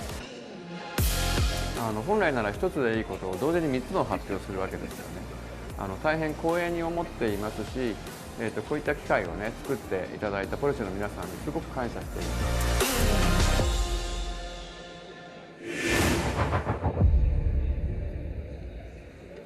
Well, hugely exciting to hear the announcement of Porsche and Gran Turismo partnering together. Jimmy, out of those 3 things, what are you most excited about? It's got to be that 917 in there. The Legendary Edition it's called, something like that. Reminds me of the old 917K, but modern, which is a great thing. That car is beautiful. I'm looking forward to seeing what the Taycan's going to be looking like. And also, that Vision Gran Turismo car, that's going to be pretty exciting. Well, you've seen some Vision GT cars. We just raced one of them. They're pretty extreme. So, I mean, if that's something to go by, it's going to look rad. I think the great thing is you can say to the designers, hey, go and do what you want. See how you get on. and you can produce something that's unique, isn't it? Well, designers don't get that opportunity very often. No. Go on, off you go. Like, oh, really? Yeah. So it's good to see that happening. Yeah, a bit of freedom for them. Anyway, our focus now, of course, shifts over to the Repechage race here for the Nations Cup for World Tour 4 in Salzburg. Here is the starting list then. Baptiste Beauvoir, Ryan Derouche, Kim Long Lee from Hong Kong, China, Mariglino, Ryota Kokuban, Giorgio Mangano, Nicolas Rubelar, Adam Wilk, Fabian Portilla, Marc Pinel, then comes Adam Tapai and Manuel Rodriguez. Just a reminder, only the top 4 drivers will progress through into the grand final. Now, someone we don't speak about very much anymore is Giorgio Mangano. He's been around for a very long time, starting 6th, you see, in the starting lineup here. And it's his 3rd World Tour opinion. It's a bit of a veteran, really. 5th in Paris, 4th in Nürburgring, 3rd here? Yeah, he's got to get through first. Well, quite, and he was a nearly man. You know, he's been a nearly man so far this year, but he was hugely impressive in 2018. So he won the first ever event, didn't he? Of course. So he's got to try and rediscover that form that he lost. I think basically what happened is the level has just risen so much since then that Giorgio, whilst is a very quick driver, there are also very quick drivers who are looking to take that away from him. So. Yeah, absolutely right. So what are we looking for? I mean, this Repechage race will guide you through everything in a few moments' time, but we can say, of course, Group B machinery. It's a rally stage. I mean, we know how exciting those have been. We saw it back in Paris, if you remember as well. Hugely exciting action, door handle to door handle. And the thing is, that racing style is so vastly different to what we've just seen, for example, with Semi B. Well, that's the great thing about these series is that some drivers here, some touring car drivers, some downforce drivers, some like driving the road cars. And here we go, right, you're going to do that now and do that now and do that now. And they have to adapt on the fly. And we've seen how great this Group B racing can be. I tell you what, though, I don't envy the stewards. No, neither do I. That is going to be a hard race to call for sure. And Jimmy, I think we've got a bit of a chance to speak to one of our competitors who's in this race as well. We do. We have Fabian Portilla on the headset. Let's see if we can go to him right now. Fabian, hello, can you hear me? Hello, yeah, I can hear you guys. How are you doing down there, Fabian? Yeah, not bad, I guess. I mean, not really wanting to be sitting on the sofa, I imagine. Yeah. I wish I could have qualified during the semi-finals, maybe done a better qualifying, but yeah, it is how it is. So, what happened really in the first semi-final? I think on the first corner I was very good. I was able to overtake 2 people, and things become a little bit hard between me and Nico. He was started to push me a little bit wide, in my opinion, of course. And I missed the braking point, and unfortunately I crashed Akagi. It was all on me. Then I knew that I had a very, very good pace, although it was very difficult to make a move considering the dirty air. So I tried to do my best. The strategy at the end wasn't my best as well. So, yeah, it's bad. Well, thank you so much, Fabian. I wish you the best of luck in this race. You're going to need it. And yeah, I'm going to need it because I'm really bad at this combo. So, yeah, thanks for that, Jimmy. Thanks for that, Tom. Have a good one, mate. Okay, thank you, brothers. Lovely to hear from Fabian Portilla then on screen here at the Gran Turismo World Tour. And speaking of the Repechage then, let's take a closer look, shall we, at the circuit and the cars these drivers are going to be competing on. So we mentioned Group B machinery. The Sardinia Windmills track is what we're going to be racing on, though. And you can see behind us on screen, demonstrated by our lovely graphic. I don't know where that came from. No idea. But the Sardinia Windmills track, you can see they're very fast, very flowing. Rally course, of course, so dirt tyres are the order of the day. 10 laps, no need to worry about tyres, no need to worry about fuel. Rolling start, give it as good as you got, and see how you get on. Drive fast is the strat here, and it's all about getting that car slight ways to turn, but not too slight ways that you spin or go into the barrier. So, race coming up right now, our competitors driving. Let's go into the Repechage here for the World Tour event here at the Red Bull Hangar-7 in Salzburg.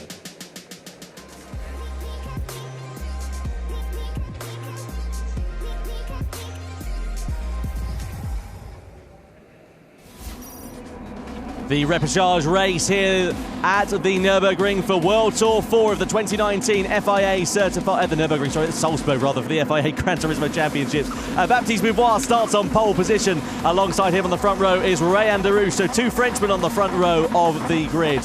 Row 2 is comprised of Kim Long Lee from Hong Kong, China in 3rd position.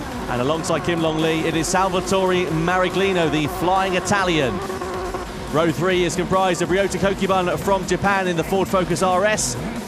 And alongside him, it is Giorgio Mangano. Can he turn his fortunes around here this afternoon? Nicolas Rubelar, the Chilean driver, is in P7. And alongside Nicolas, it is Adam Wilk in P8 in the Ford Mustang. P9 on the grid is Fabian Portilla. We just spoke to him a few moments' time. He's got a lot of work to do from P9 on the grid. Mark Pinella lines up alongside him in the beautiful Audi Quattro. And the last row of the grid, Adam Tapai from Hungary in the Toyota GT86 Group B machine. And Manuel Rodriguez down in P12. Can the Spaniard have some good fortune finally here in the Repechage? So then, this is it. All our guys getting ready to rumble. And this is going to be a tricky one for us to call. A lot of these guys are not used to this. Of course, Group B, there are machines in the bottom left-hand corner. You know what? I'd say look out for Ryota Kokuban. He's someone who did quite well in the Paris event. Unfortunately, got shoved out the way at the last second and didn't go through the final then. But I think he's one to watch out for, and he has a real chance to go through here again. Top 4 are the ones that go through, so the ones to keep an eye on. But the guy in the hot seat right now is Baptiste Beauvoir with his countryman Derouche there second. I wonder if they're going to work together somewhat for this. Let's wait and see. Yeah, absolutely right there, Jimmy. So Baptiste Beauvoir, Rayan Derouche on the front row of the grid. Here is the Red Bull Hangar-7 in Salzburg. Of course, we've got the reigning Nations Cup champion, Igor Fraga, here today. He's not driving, of course, here because he was out testing a car yesterday as well. Flew over especially to see us here in Salzburg as well. And it's going to be hugely exciting to see him in action in the Monaco World Final. But the Repechage race then for World Tour 4 is underway. Good start then from Baptiste Beauvoir. Rayan Derouche soon follows him through. Keep an eye out for Mariglino, who's trying to follow him through on the inside there as they come through into the left-hander, then sliding the back end of the car out as we come over the jumps for the first time of asking. They're going to flick it right, then they're going to flick it left. A myriad of lines being taken by all these drivers, but everybody keeping their nose relatively clean. But here comes Mariglino. He's trying to attack Kim Long Lee, and he's trying to go up the inside, but Lee is trying to defend his line through there, and you can see them going side by side. And now Ryota Kokuban is coming into play as well for third position. The turbo's chirping there as the guys blipping the throttle to try and get the car sliding in the way they want. A backfiring off the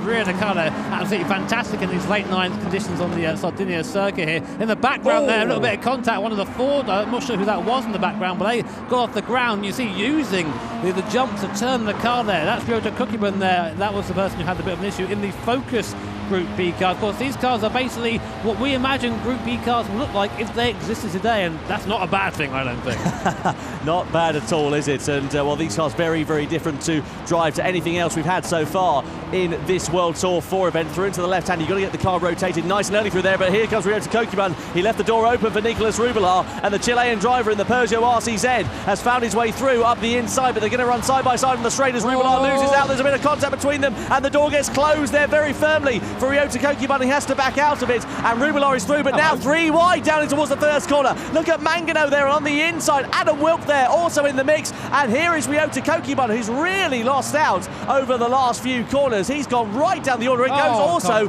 into the back of Adam Wilk, so I can guarantee the stewards will probably be having a look at that. P1 for the stewards here. A lot of people don't really mean to hit each other. It's just the way these guys drive them.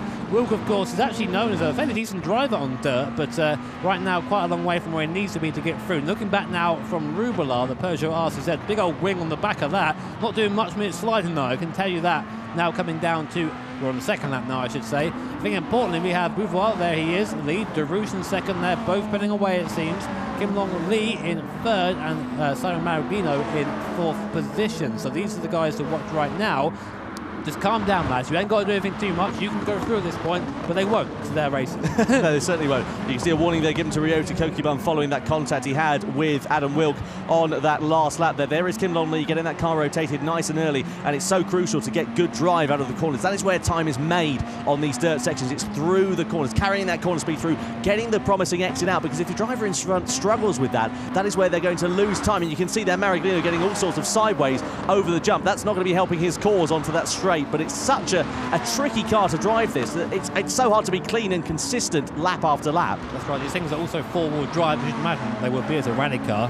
So it's very, you can use that to get out of the corner quickly, get the car sideways, use the power to then recover the car and try and get as straight a line exit as possible. As much as you think it might look good, sliding the car isn't actually fast. It's just try and keep the car pointing in as straight a line as possible. Yeah, absolutely right. I mean, on these dirt conditions, you have to, of course, get the car sideways on a few occasions, and using the handbrake is often quite an option as well. You don't see that, of course, in circuit racing, but in rally conditions, especially in the tighter corners, to help get that car rotated, the handbrake can prove to be very effective indeed. And in the tighter corners at the top of the track, as Portilla goes into the barrier from P9, he drops down through the order to the back of the pack. So Fabian Portilla, the Chilean driver, well, I hope he weren't his bad luck charm, because he's now down at the bottom of the field. And here is now Ryota Kokubun versus Adam Wilk. So part 2 for those drivers. Mangano's been hit with a 1-second penalty, and look there at Ryota Kokubun piling the pressure onto Wilk. He's not going to have a lunge at this stage in the race, but it's so easy to leave the door open in these cars, and another car can just go sneaking on through. They're all looking for that right now. This is, again, the last chance for them to get through to the final. So here's a replay of what happened to Portilla.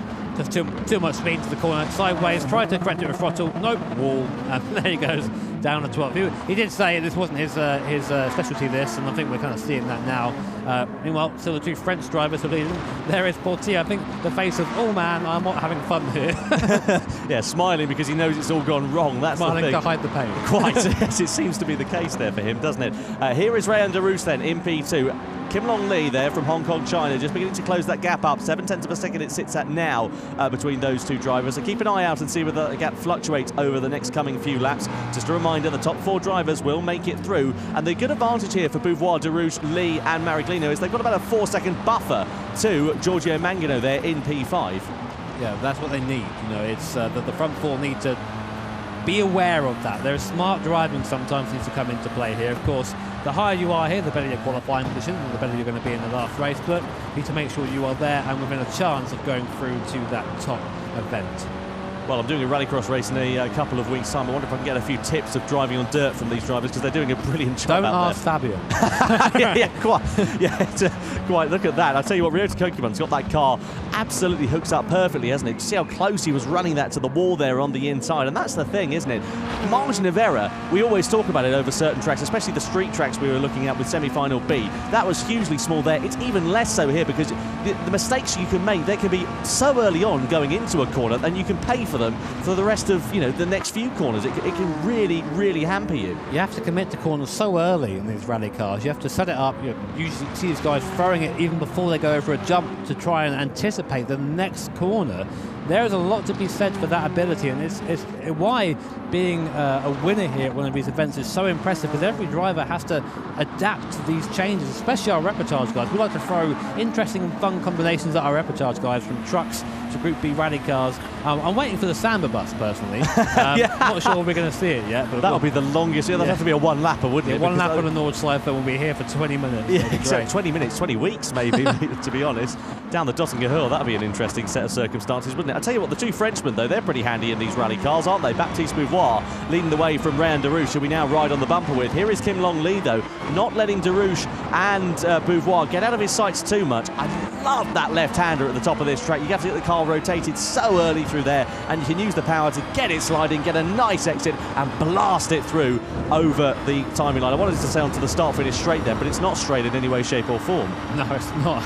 Over the jumps, then you get a real impression of the speed of these Group B machines, and I think modern rally cars kind of match these in speed and ferocity. And imagine racing 12 of those around the circuit, and yeah, you get this, which is why GT Sport is so good. You can do that in this game. I'll tell you what, Mariglino has really begun to close up onto the back of Kim Long Lee. That gap a few laps ago was only sitting at 1.5 seconds, and now it is less than 0.6 of a second between these drivers. So Mariglino seems to be getting things all hooked up now behind the wheel of his Honda NSX Group B machine. And you can see that gap is visibly coming down. So let's keep an eye out for the Italian driver. Could he be ready to get himself into a top 3 podium finishing position in this Repechage race? It just seems that this top 4 is checked out. 6 seconds now. You can't even see Mangano behind Mariglino at this point.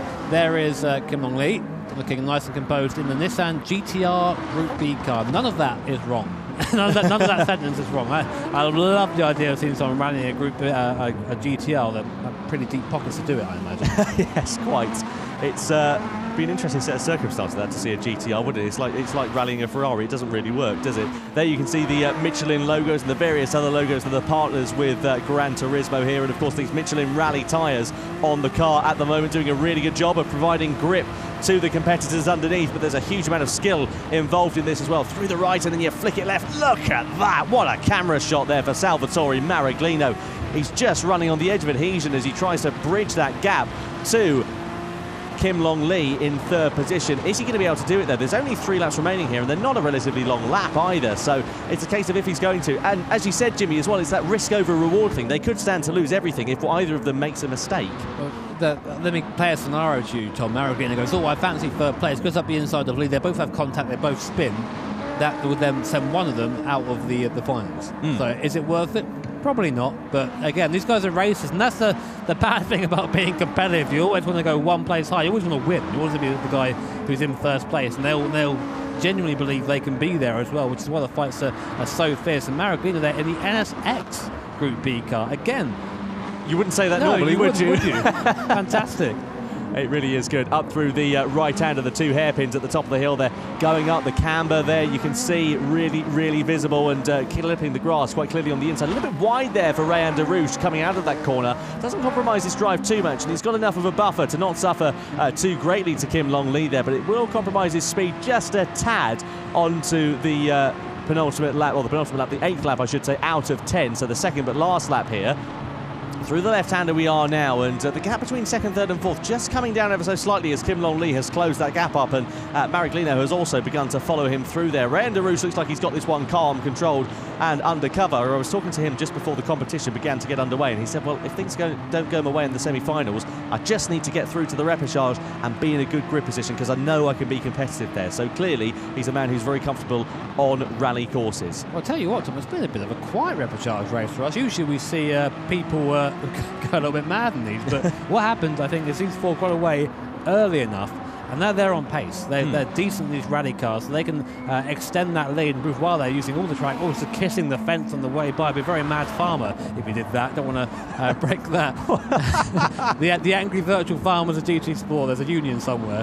Beauvoir making his way then through the end of the course there, hairpin. Again, you want to get that car sideways nice and early, use the power and just run it to the wall. Not that close to the wall, but run it to the wall to get the best response and the best drive down to, again, the straight in quotation marks. I remember back in the early days of Gran Turismo Sport, back when I travelled to E3 to commentate on some racing that we had there before the game even came out. This was back in 2017, and I had the chance to do a bit of racing, a bit of commentating, and we were against, just general public, that sort of thing. It was such a hugely exciting thing to do, and standing there racing, commentating is a lot harder than it looks, I've got to tell you. I can tell you that. Yeah, it is tricky. Yeah, you do it all the time, Jimmy, but I was doing it and I was thinking, oh, okay, this is going all right. We were on these dirt courses, and then I ended up winning the race, and I thought, well, that's a bit embarrassing for me, isn't it? I think they let you win, mate. Yeah, it's probably true, to be honest with you. I'm not very good at GT, as everybody knows.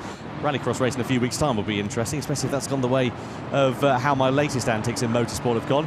That's not relevant, though. This is what's relevant. Salvatore Maraglino there in P4 coming through over the penalty line, as you can see. It's begun to shrink down this gap here now on this penultimate lap, but no one's really close enough to launch a bit of a movement. The thing is, a lunge in these cars at this distance, it's never going to pay off. You're never going to stop it. You're going to go straight to the scene of the accident, and you stand, as Jimmy said earlier, to have a lot more to lose. The braking zones are so long in this car. You're on dirt. The surface, it's tricky. It's slippy. Even on these Michelin dirt tyres, it's very hard to get the car pointing where you want. It's half steering, half throttle, and a little bit of handbrake if you're feeling a little bit spicy as well.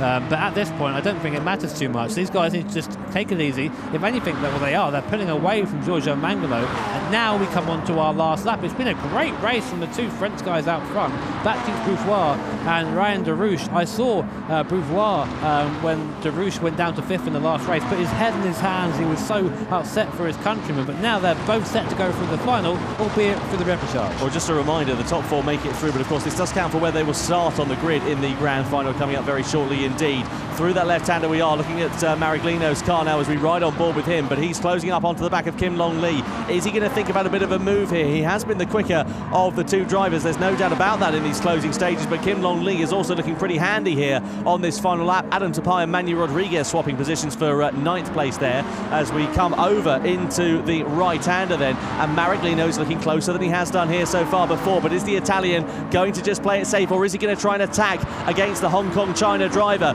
Coming through the right-hander we are now, then we're going to flick it left.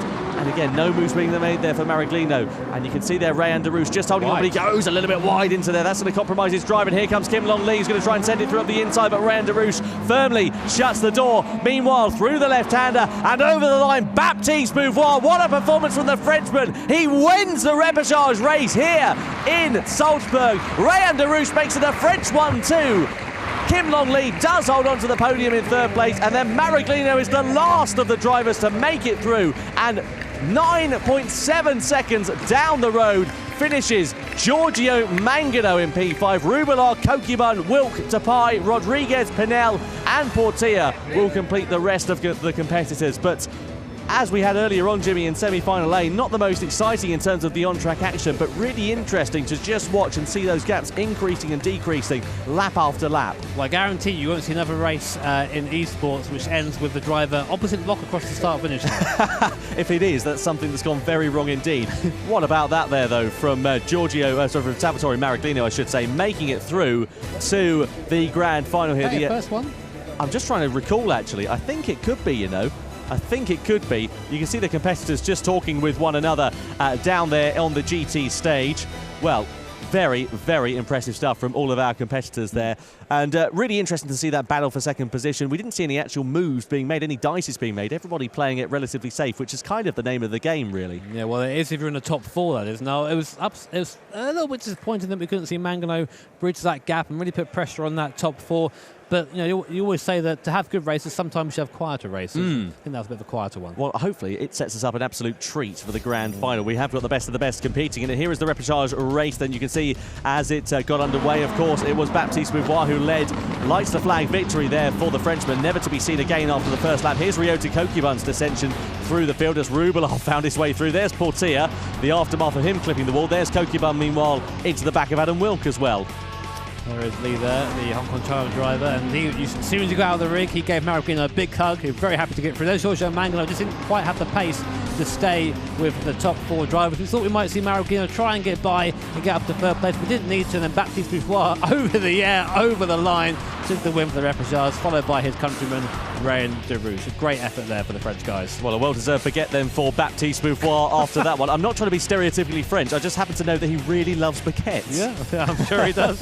So Baptiste Beauvoir, Ray Anderous, Kim Long Lee and Salvatore Maraglino make it through. We sadly say goodbye to Mangano, Rubelar, Kokibun, Wilk, Tapai, Rodriguez, Pinel and Fabian Portilla for World Tour 4 for the Nations Cup here in Salzburg. Well, a very impressive race there, a good display of performances from all of the drivers involved, and we now know who our grand finalists are going to be for World Tour 4 of the Nations Cup. Just before we get into it, Jimmy, who's your money on? Oh my, Miyazono. Miyazono. That's it. I'm going to go that straight away. I think Miyazono has this. He was looking so dominant. He's confident. He said, I'm the fastest.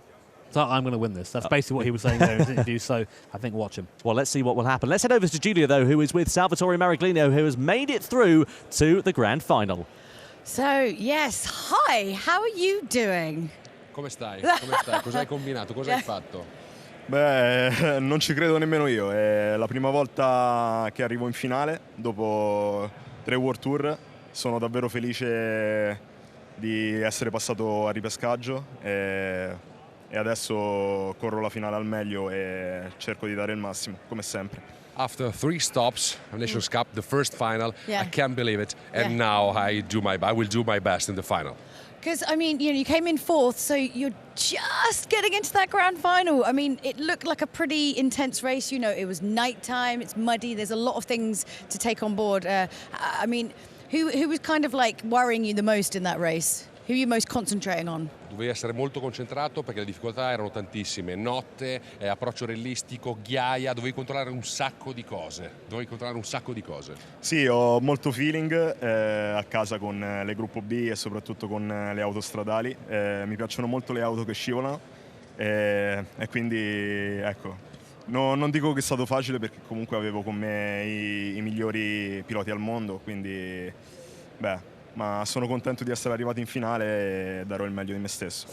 It wasn't easy, but he loves that kind of race, that kind of car, so we'll do his best in the final. Oh, okay. Well, good luck. You can kind of relax a little now. Well, thank you. Maybe a little. I'm so happy for staying in the top top 12 at the world, and so happy. Yeah. With that. Yeah. You did good. You did good. Go relax now for a minute.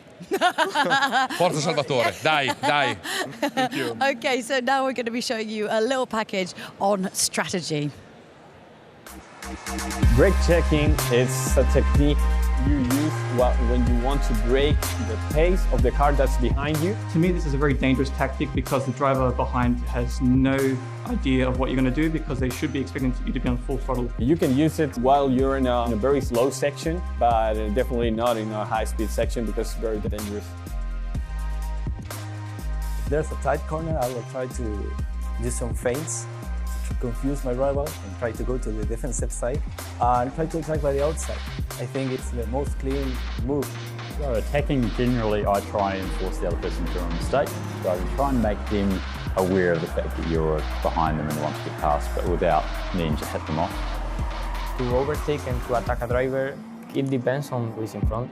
It's just to do what he's not thinking that you are going to do. So the first thing about defending is you have to know what strategy the driver behind is on. If he's on the same strategy as you and you want to hold track position, then by all means defend. So if that means taking an inside line or forcing them to the outside of a corner so you have a better line, then so be it.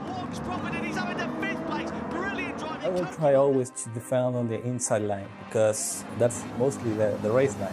When I defend the inside line, I will try to brake as late as possible to not give any space to the other drivers. So they have to brake if they don't want to collide me.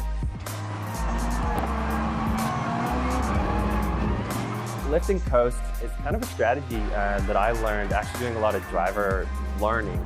We did a lot of that lift and coast, staying in the middle of the track, waiting to get on the throttle. So you go into a corner, you might wait half a second, basically stop their acceleration point so they can't go anywhere. It's a really big advantage if you're really good at it, to keep the person behind you.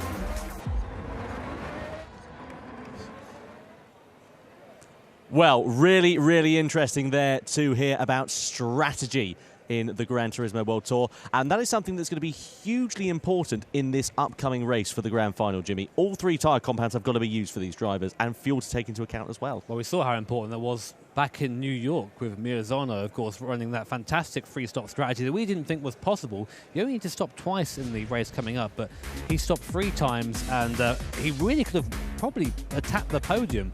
So you see, he pitted on lap 1, which was very weird, got rid of those hard tyres straight away on lap 7 and lap 13.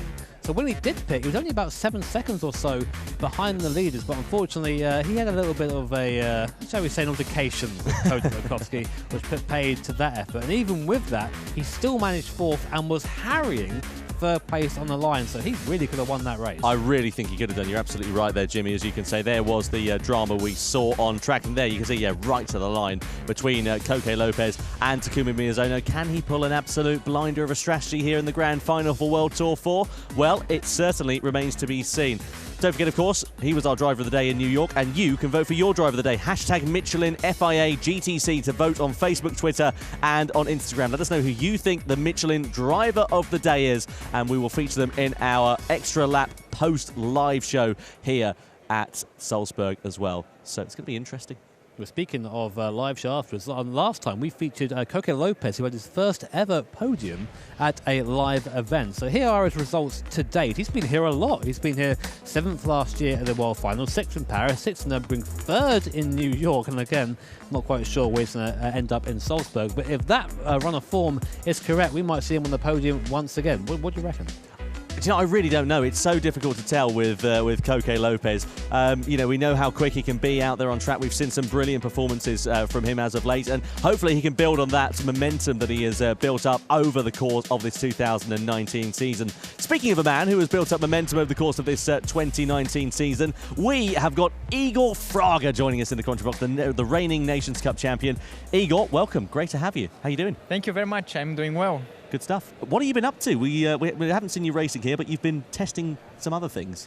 Yes, so yesterday was qualified for the Manufacturers Series, but unfortunately I had the Formula Regional European Series testing in just the same day, so I could not attend the event here. My races, the last races were being very good, so we tried to keep the momentum for the last part of the season. So, but it was quite positive. I'm going to ask you a question, Fraga, right now. By Fraga, not Fraga, yeah, broadbent. Fraga-san, there you go. What would you be doing in this strategy right now? You've been in this position a couple of times, going to the final in the Red Bull X 2019. You're at Monza. What do you do? I think it will just depend a lot on the situation, but especially this track will for sure play a lot of strategy, because it will be a track that probably the slipstream will helps you more than the dirty air. So I think it will be quite fun to watch. Probably it will be mixed a lot with the drivers. So I'm quite excited to watch. Awesome. It's going to be really interesting to see how the drivers will get on. Let's take a look, shall we, at the starting list for the grand final of the Nations Cup here in Salzburg for World Tour 4 of the 2019 FIA Certified Gran Turismo Championship. So, Mikael Hazal will start on pole position. Takuma Miyazono will be alongside him. Row 2, Lukovsky and Brooks. Row 3, Karatza and Sassuolo. Row 4 will be Jonathan Wong and Koke Lopez. Then Baptiste Beauvoir, Rayan de Rouche, who won, of course, the top 2 in the Repechage race. Then Kim Long Lee from Hong Kong, China, and Salvatore Mariglino, the Italian, at the back of the grid there in P12. Now, in terms of the grand final here, Jimmy, we of course saw the overall qualifier and indeed the top 6 qualifier that we had earlier on today. That was at the Autodromo de Monza in the Red Bull X 2019s, and exactly the same circumstances as well for the final. Well, you say exactly the same circumstance. We're in race now, so it's going to be a slipstream battle. So very much about positioning here. You can be very quick, but it doesn't matter if you have bad track position. So here is Monza. You'll all know it, of course. It's one of the most famous circuits in the world. Best overtaking opportunity in my mind, down to T1, long straight out of the Parabolica, of course. And our drivers, like in every race, have to use every compound of tyres, so the hard, medium and the soft. And we think again on the strategy that the hard tyre is going to be ditched quite quickly, and medium and soft will be the tyres that do the most of the running. Yeah, all drivers must, of course, compete on all of the compounds of tyres. Now, Igor, in terms of tyre strategy, what tyres would you be opting to start on in this race? It will be just depending on the grip positioning, but of course I think probably starting the front you would like to put the soft tyre, try to break the slipstream from the back. But at the same time, I think the first corner it will be quite tough. So I think it will be fun to watch. Well, we see here on the screen right now our tyre strategy. We think that the racing soft and racing medium both good for about 6 laps, are hard for about 9 laps. I can guarantee you no one will use that racing hard tyre for 9 laps. Absolutely not. Absolutely not. Absolutely not. You're right there. Let's have a look, shall we, at the fuel strategy in terms of this race as well. So they've got a tank capacity of 100 litres, around about 13 to 15 laps with a full tank in these Red Bull X 2019. So they probably will have to make a splash and dash at some point to get to the end of this 20-lap race at the Autodromo de Monza. You can see there 2 times the fuel consumption. Igor, do you fancy joining us on this final race and commentating with us? Yes, why not? Of course. Good stuff. There we go. Tom's got a gunpoint there. So you can't really say no. Well, we're looking forward to that then. We are just about ready to get this final here for the World Tour 4 Nations Cup for the FIA Gran Turismo Championships underway in Salzburg.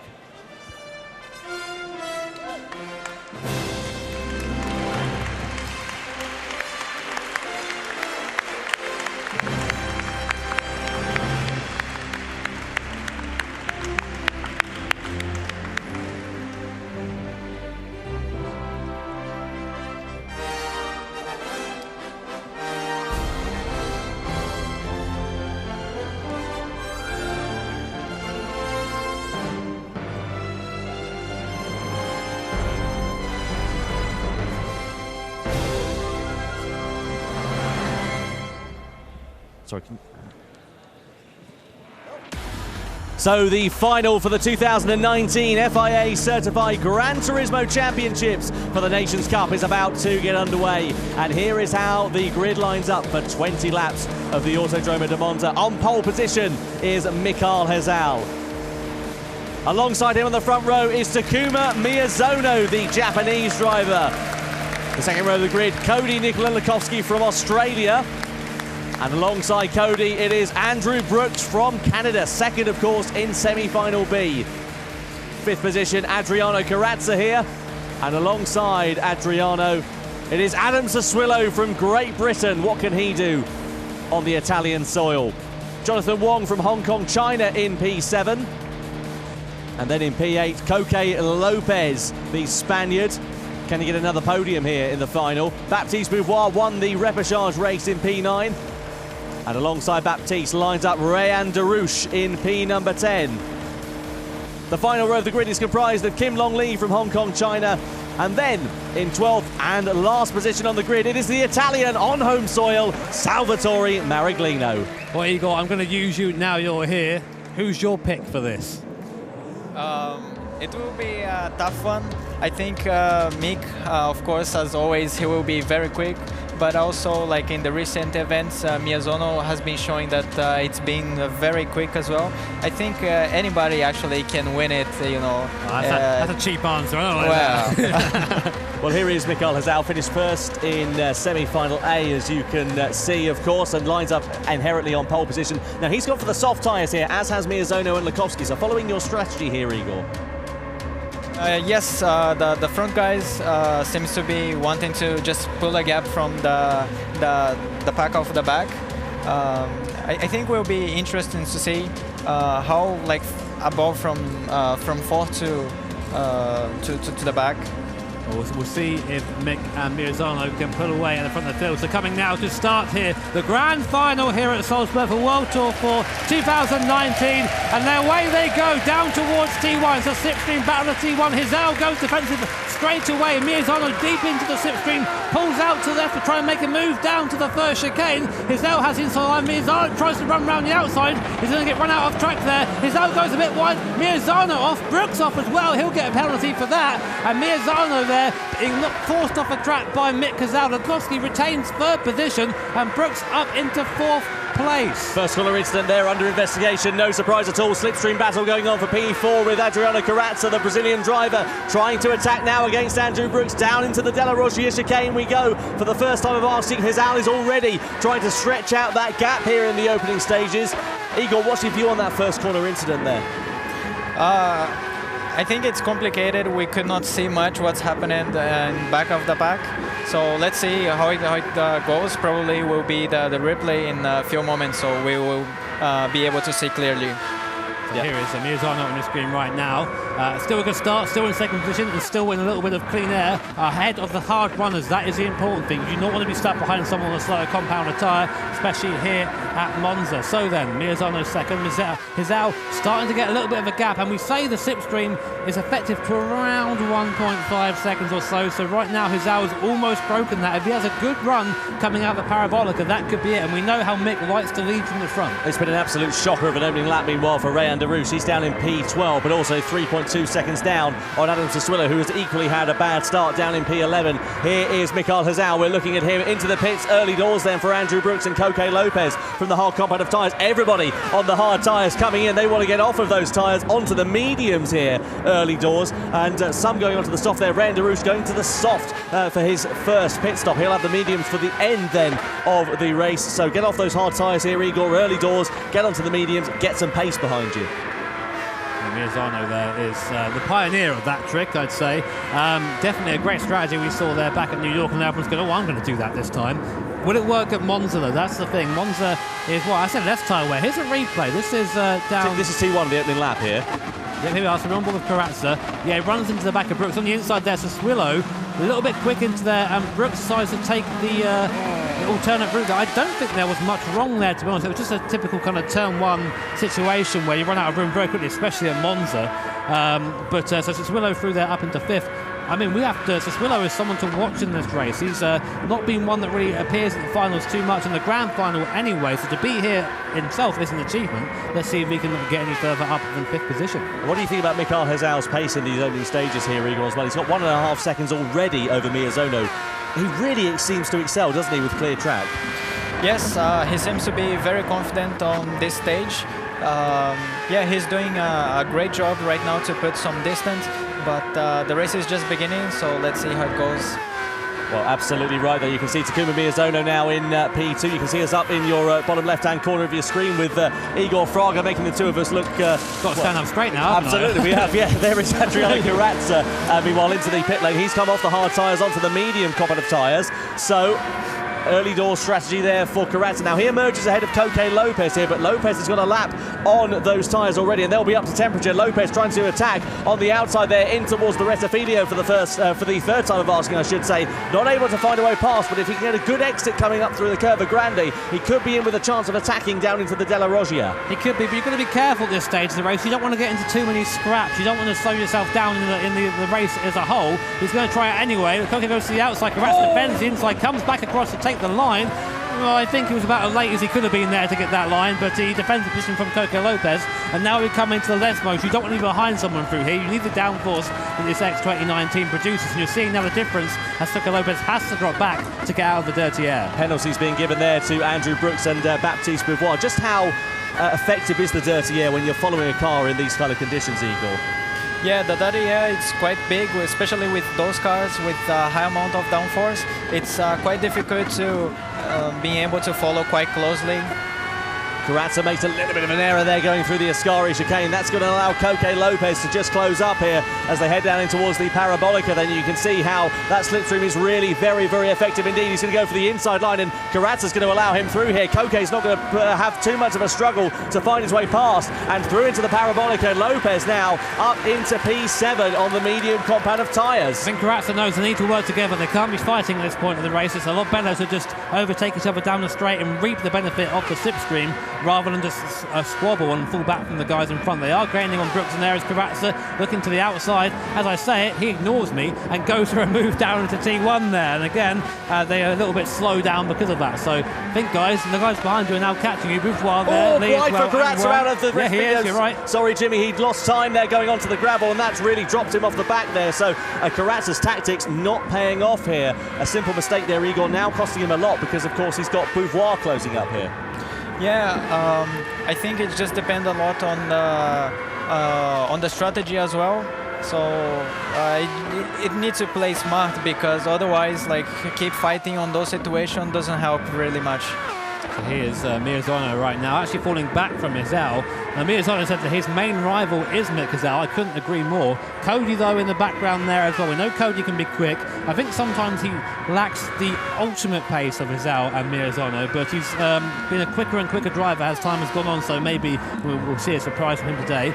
Going back down the field slightly, Maraglino. He's in 12th on the grid. He hasn't pitted yet on that hard compounder tyre, though, so he does have a pit stop. And again, just a little reminder, this stream is available in 7 languages, including this one. Links there at the bottom of the screen. We'll go check it out. There are international commentators and take them around the world. They're an eventful bunch, I think. It's like family here. Great to have reach as many people as possible. Apart from the French guys, man. I'm joking. Well, look here at Andrew Brooks trying to challenge against Maraglino. Maraglino, the Italian, goes defensive down in towards the Rettifidio we go. Brooks, though, is going to try and line it up for a good slingshot exit. And coming through the Curva Grande is where we could see the Canadian triumphing. Riding on board we are with Brooks now. Where is Maraglino go? Is he going to opt to try and go defensive? But he's not going to have the chance to, because Brooks is going to go towards the outside, which will then give him the inside inherently line in towards the Della Roggia chicane. Maraglino tries to squeeze him over, but down hard on the brakes we go. Brooks up the inside into P5. What a great move from Andrew Brooks up into the top 5 here. He really used all the road there to slow the car down. He had to do that, otherwise he would have went straight on. But of course, by doing so, he denies the apex to Maraglino, slows him up, move is made, and now he has the one that has to deal with defending from Maraglino, who now has the slipstream in the background there. Coque Lopez. Back up the field. He's making his way through there, isn't he? So those medium tyres, of course, Maraglino in front is on the harder compound. Here's the move once again here, Eagle. So you can see him on the inside, hard on the brakes. And how much trust do you have to have in your fellow competitor there that you're not going to come into contact with one another?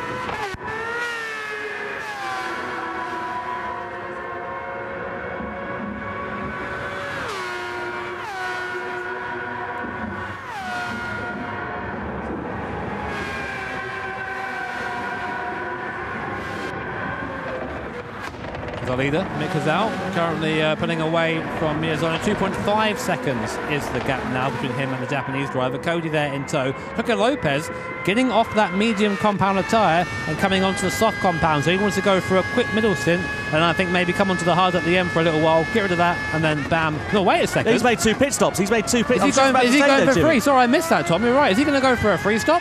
Yeah, I think he could be here. So that's an interesting call, and that's what we saw last time from Miyazano, wasn't it, of course? He did exactly the same strategy at Spa-Francorchamps in these Red Bull X29T cars. So what do we think of that there, Igor? Is that going to be something that you think could work for Koke on these soft tyres and then go for the mediums to the end, perhaps? Maybe it can work because especially in Monza there is a lot of place that you have to put the traction, and this car has a lot of wheel spin, so it wears quite a lot the rear tires, so this maybe can work especially from the place that he is coming from. Yep, absolutely right there, riding on board with Mikael Hazal, meanwhile, who has got a good comfortable advantage. 2.2 seconds it now sits at between himself and Takuma Miyazono. That V12 engine screaming away in the background. And Hazal here, Jimmy, doing exactly what he needs to do, but I think he's going to come into the pit lane here, maybe. No, not quite. So opting to continue on these soft tyres. Just taking the line of least resistance there down the straight. It looks like he's coming to the pit lane, but really he's trying to avoid turning and scrubbing the tyre at all. Even a little micro correction can cost you half a kilometre an hour down the straight, and in this level of competition it is entirely worth it to keep that. So here is a bit further down the field, here's Kim Long Lee in 10th, and Rayan Darush there really not making the best of the soft tyre in 11th position. He needs to really find something if he wants to try and get through the field now. Now he's getting a tow from Kim Long Lee in front. You see it down the straight, he's like, oh, I'm on camera. He's just resting his right arm through there. You can do that down the straight here, they're very long straights, and then heavy on the brakes.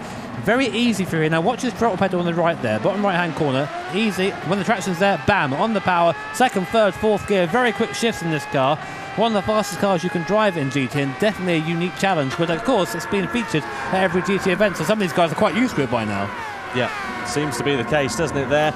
So here is Rayan Darush, and, well, he's got nothing really to lose here. He's had a shocker of a start to the race, and now he's battling with Kim Long Lee. A little bit out of position here is Rayan Darush, but is he going to be able to do anything in the closing stages? Maybe this quick stint he's got, of course, on the soft tyres, whilst Lee and Wong in front are, of course, on the medium tyres. He is going to be significantly a bit quicker. There is Koke Lopez, though, right at the back of the field. Now, he's had a bit of clear track as he's come out of the pit lane here, Jimmy, but, of course, he's got now traffic in front of him.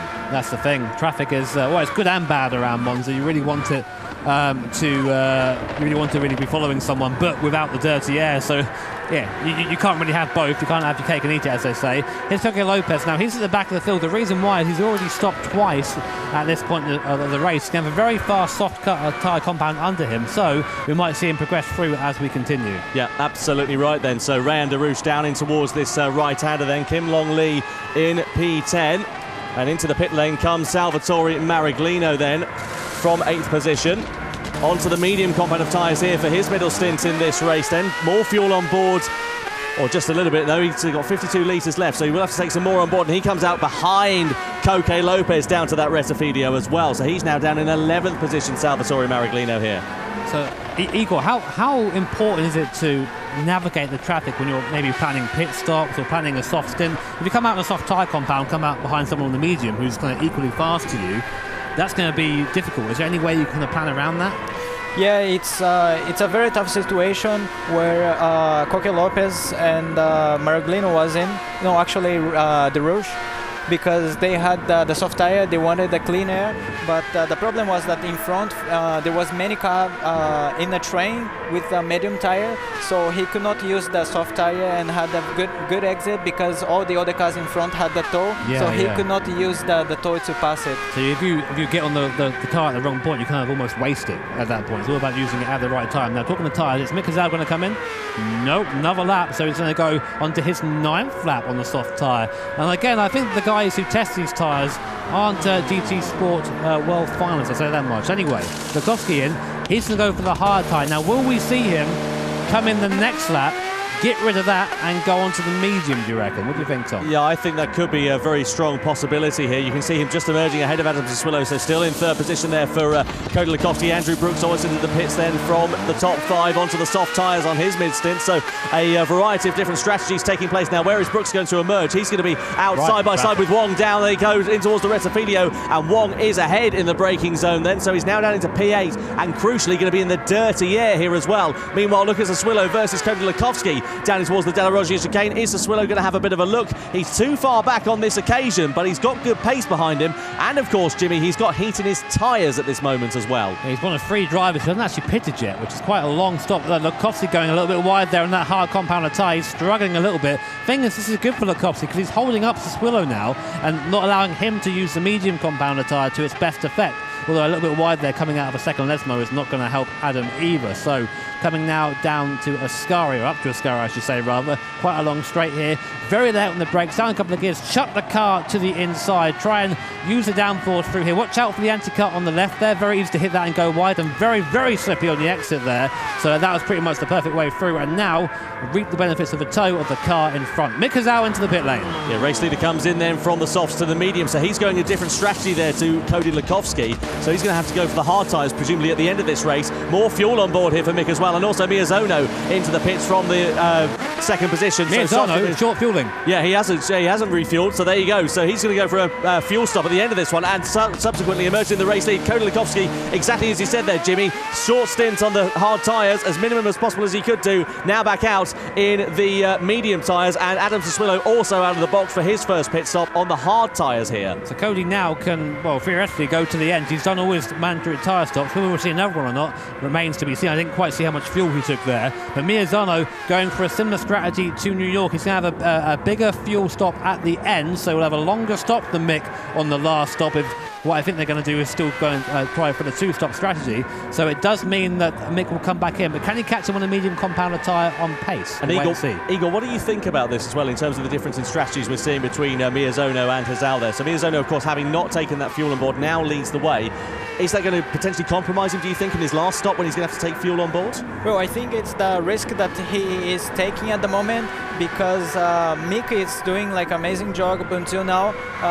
Even on the pit stop, he had 3 liters more, which would cost you 1 second during the pits. So in terms of in general view, I think Mick is one step ahead in the strategy. So let's see how it goes. But Adam Sassuolo, he went onto the hard compounder tyre last lap around. Will he do what Lukovsky did? Will he come in, fit a fresh set of Michelin tyres? We'll wait and see. So Hazal, just outside slipstream range. Maybe he wants to be here. Maybe he doesn't fancy scrubbing those tyres too much. He's got to take them to the end of this rate. Lukovsky there has made his last stop. So here's a move here between Karatza and Brooks. What happens here? So this is going under the old banking in towards the Ascari chicane. Brooks here on the inside, Karatza on the outside. Nice and easy done there for Brooks. They're not always that easy, are they? Certainly not. Jonathan Wong, Kim Long Lee, both drivers from Hong Kong, China, into the pits there. Medium onto the soft compounder tyres. Fuel on board there for both drivers as well. And they're going to subsequently be a little bit further down the order than they would like. Now, Sassuolo doesn't pit at the end of that lap there, Jimmy. So this is an interesting call here for Adam Sassuolo, because it's going to be costing him time. You can see Baptiste Beauvoir behind us on the medium compounder tyres. What are you doing here if you're Sassuolo, Igor, as well? Because we've seen Lukovsky come into the pit lane from the hard tyres, get those off as soon as possible. What do we think Sassuolo's trying to play at here? I don't know. It's a little bit difficult to say, and also difficult to follow all the action, because it's a lot of things, happening. Yeah, well, but basically at this point, he only has a soft tyre left to run. So I don't think quite it will last that long. Maybe he needs another lap to go on the hard tyre. That's what I think he's doing anyway. I think he's just trying to get 1 or 2 laps out of the way and then go from there. Well, but in this case, I think Mick did, around 9 or 8 laps, so it should last. All the drivers were doing it, so... Maybe he's got a heavy right foot or something. Yeah. There it goes. But let's see if he pulls in now. He's got Beauvoir behind him, so he'll be denying Beauvoir a free slipstream if that's the case. Will he pull to the right-hand side? So let's see what he does. He does pit in, so he's going to come in now for that soft compounder tyre, get that on to the end. Will he refuel to the end? What's that fuel there on the bottom right-hand corner of your screen?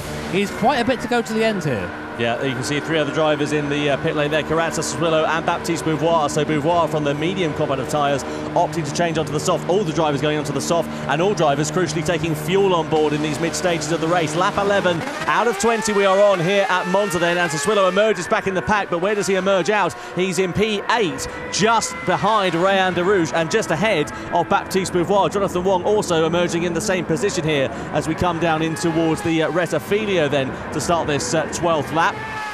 Tell you what, I've been watching the gap between Miyazono and Hizao. It is increasing slightly. A couple of attempts here, a couple of attempts there. It is kind of rubber banding a little bit. But importantly, as I said before, Hizao is out of that dirty air and out of the slipstream. So I wonder if he's trying to stay out the dirty air. Igor, I'm going to ask you, you know better than me. In this situation, are you going to, because he's only got the hard compounder tyre left at this point, you want to get off that as soon as possible. Is he just trying to save the mediums and trying to stay out of the air? I think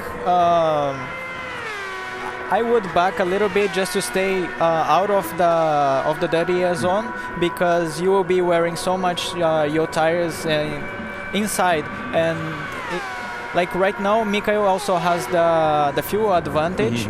So I think just at the end he would be being able, if he can push a little bit on the last few laps and close a little bit the gap to try to, when refuel, get ahead. I think it will be just a perfect scenario. So interesting, while we were talking there,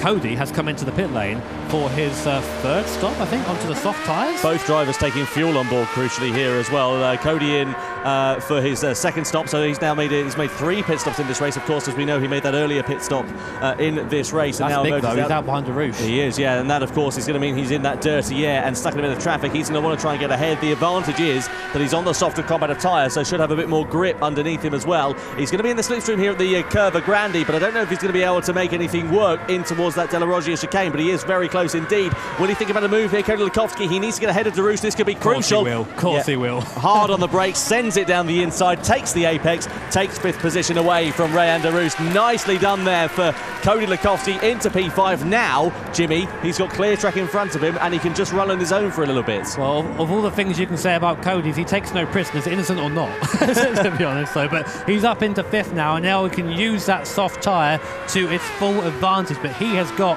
a long way to go if he's going to challenge these top 3. Now, bear in mind, the guys in 1st, 2nd, and in 4th both need to stop, one more time. That's going to bring the gaps down a little bit. Brooks, though. Brooks might be in a decent place here. He hasn't got to stop again. On the soft compound tyre, he's about 13 seconds back, so maybe about 4 or 5 seconds after the stop. What do you reckon? Maybe Brooks? Possibly. The thing is, though, he made that stop onto the soft tyres really early, so they're going to be absolutely cooked by the end of this race. How hard is it, Igor, to manage used tyres when you're, especially the soft tyres, they wear out so quickly?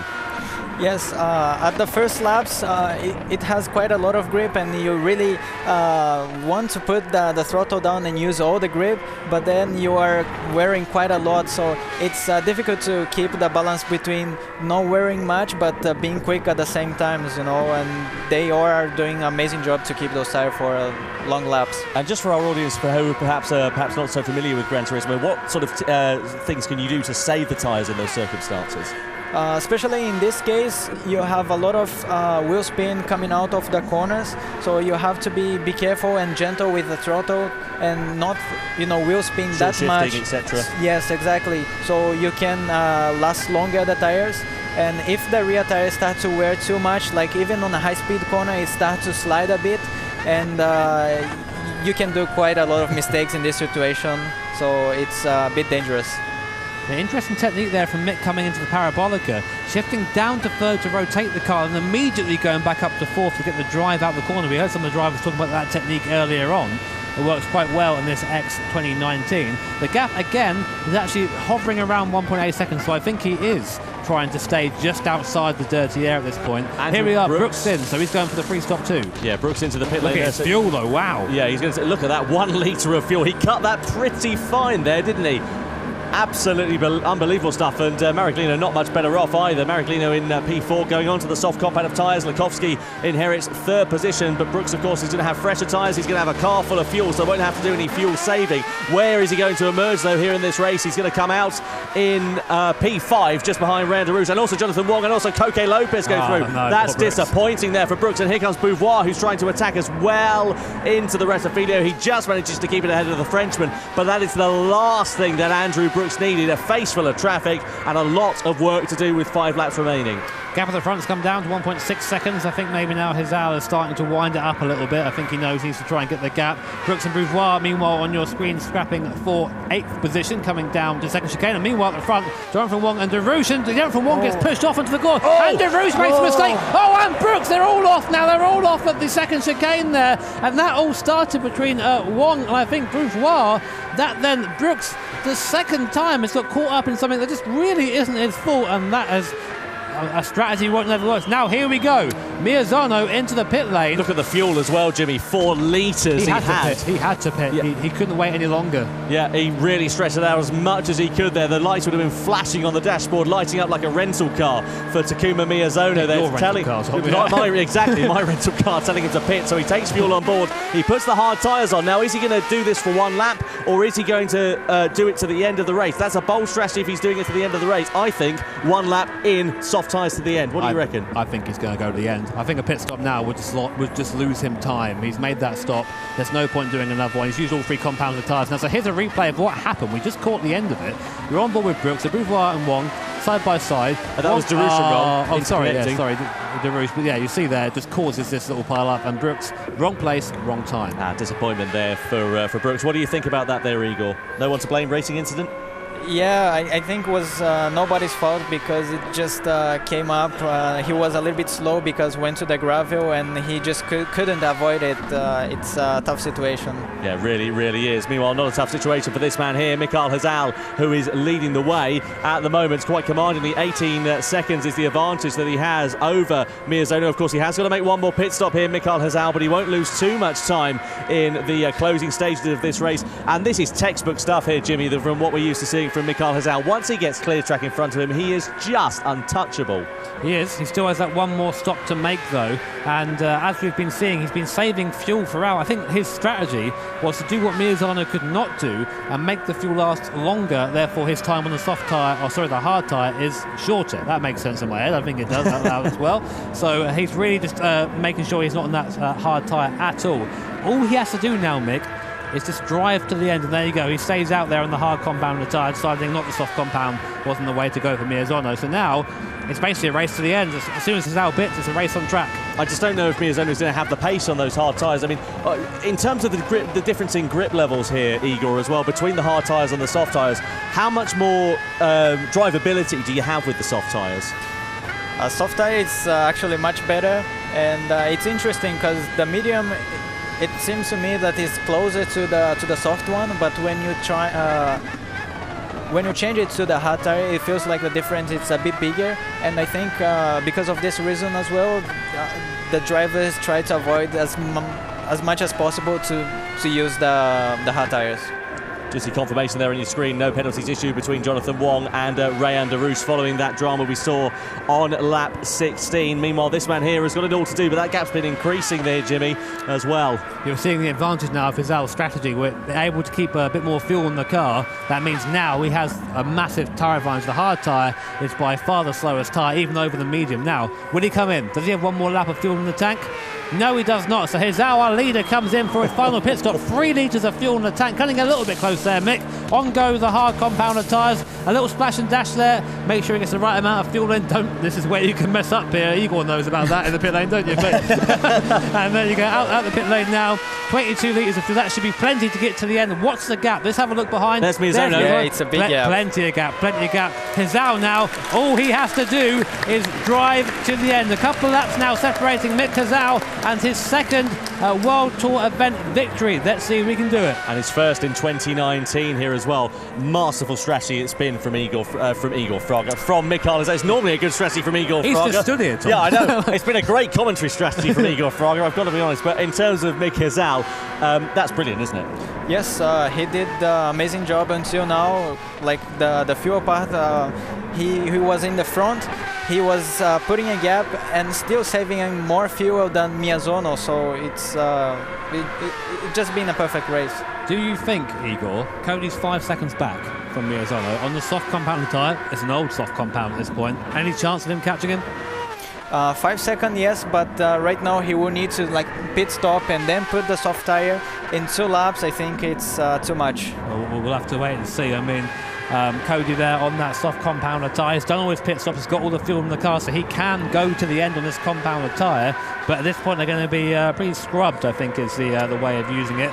So here we are. Battle's still going on up and down the field, though. Maraglino, who was our last person through the repechage, in his words, just happy to be here, although still fighting for quite a decent place in the final, trying to get past Baptiste Beauvoir, the Frenchman, coming through Ascari. This is where all the dirty air comes to haunt you. But then you get a nice dose of slipstream coming down to the Parabolica. Maraglino, that will probably look to the inside. Will Beauvoir defend? He does. He goes defensive, takes the inside line, and Maraglino goes, I'll try the outside then. But again, Beauvoir comes back, take the racing line, and Maraglino has nowhere to go. At Beauvoir, though, with a bit of a poor run through the Parabolica, Maraglino's going to put alongside there, side by side, onto the start-finish straight for 7th position. The Italian on home soil here for the grand final. He's squeezing Beauvoir, and Beauvoir backs out. Maraglino goes through into 7th place. Beauvoir's going to try and set it up, though, into the Retafilio. Is he going to send it down the inside? He doesn't. So Maraglino stays ahead into P7 on the penultimate lap. Still the tow, though, of course. At Monza, sometimes you don't want to be the car in front. You want to be the one behind. And Maraglino right now is in that hot seat in front. So here's Mick Hazal. He has a 5-second gap between himself and Takuma Miyazano. Miyazano looked so fast in the qualifying session and the race before this, but was just out-strategized by Mick Hazal this time around.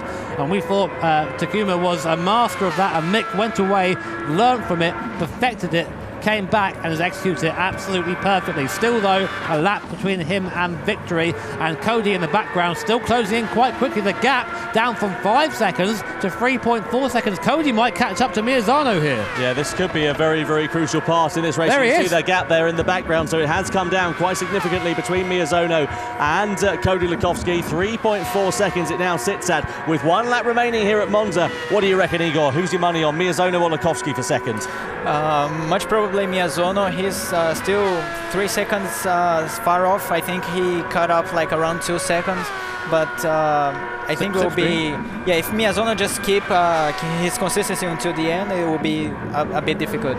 Don't forget, of course, you can review all of the action with our extra lap here as well. We'll be bringing you lots of interviews and special features to come straight after this show. Give it 10 minutes and we'll have all the inside scoop for you of the GT World Tour for the Nations Cup here. But Miyazano looks like he's pulled a blinder here. And look at this, Maraglino versus Jonathan Wong for 6th position through the Retafilio. And Wong has a bit of a poor exit. And Maraglino on home soil is up into P6. Bit of a rough overtake there, but I think a fair one from Maraglino up into P6. A great result there for the Italian driver. If he can pull this off, he still has to make it to the end of the lap. Meanwhile, I'm still watching that gap between Lukovsky and Miyazano down to 2 seconds now, almost within slipstream range, and they're now coming up towards Ascari on their final lap. I don't know if it's going to be a bit too little too late. If he can get a good run through Ascari, he might be on for something, but he's going to have to hope that Miyazano makes an error, and given the way that the Japanese driver has been performing so far, you would very much bet against that. You wouldn't bet against this man performing very well, though, in the Gran Turismo World Tour, and that is exactly what he has done. Mikael Hazal, a masterclass of strategy for the German driver. He comes around the final corner at the Parabolica in Monza, and he wins World Tour 4 of the Gran Turismo Nations Cup here in Salzburg.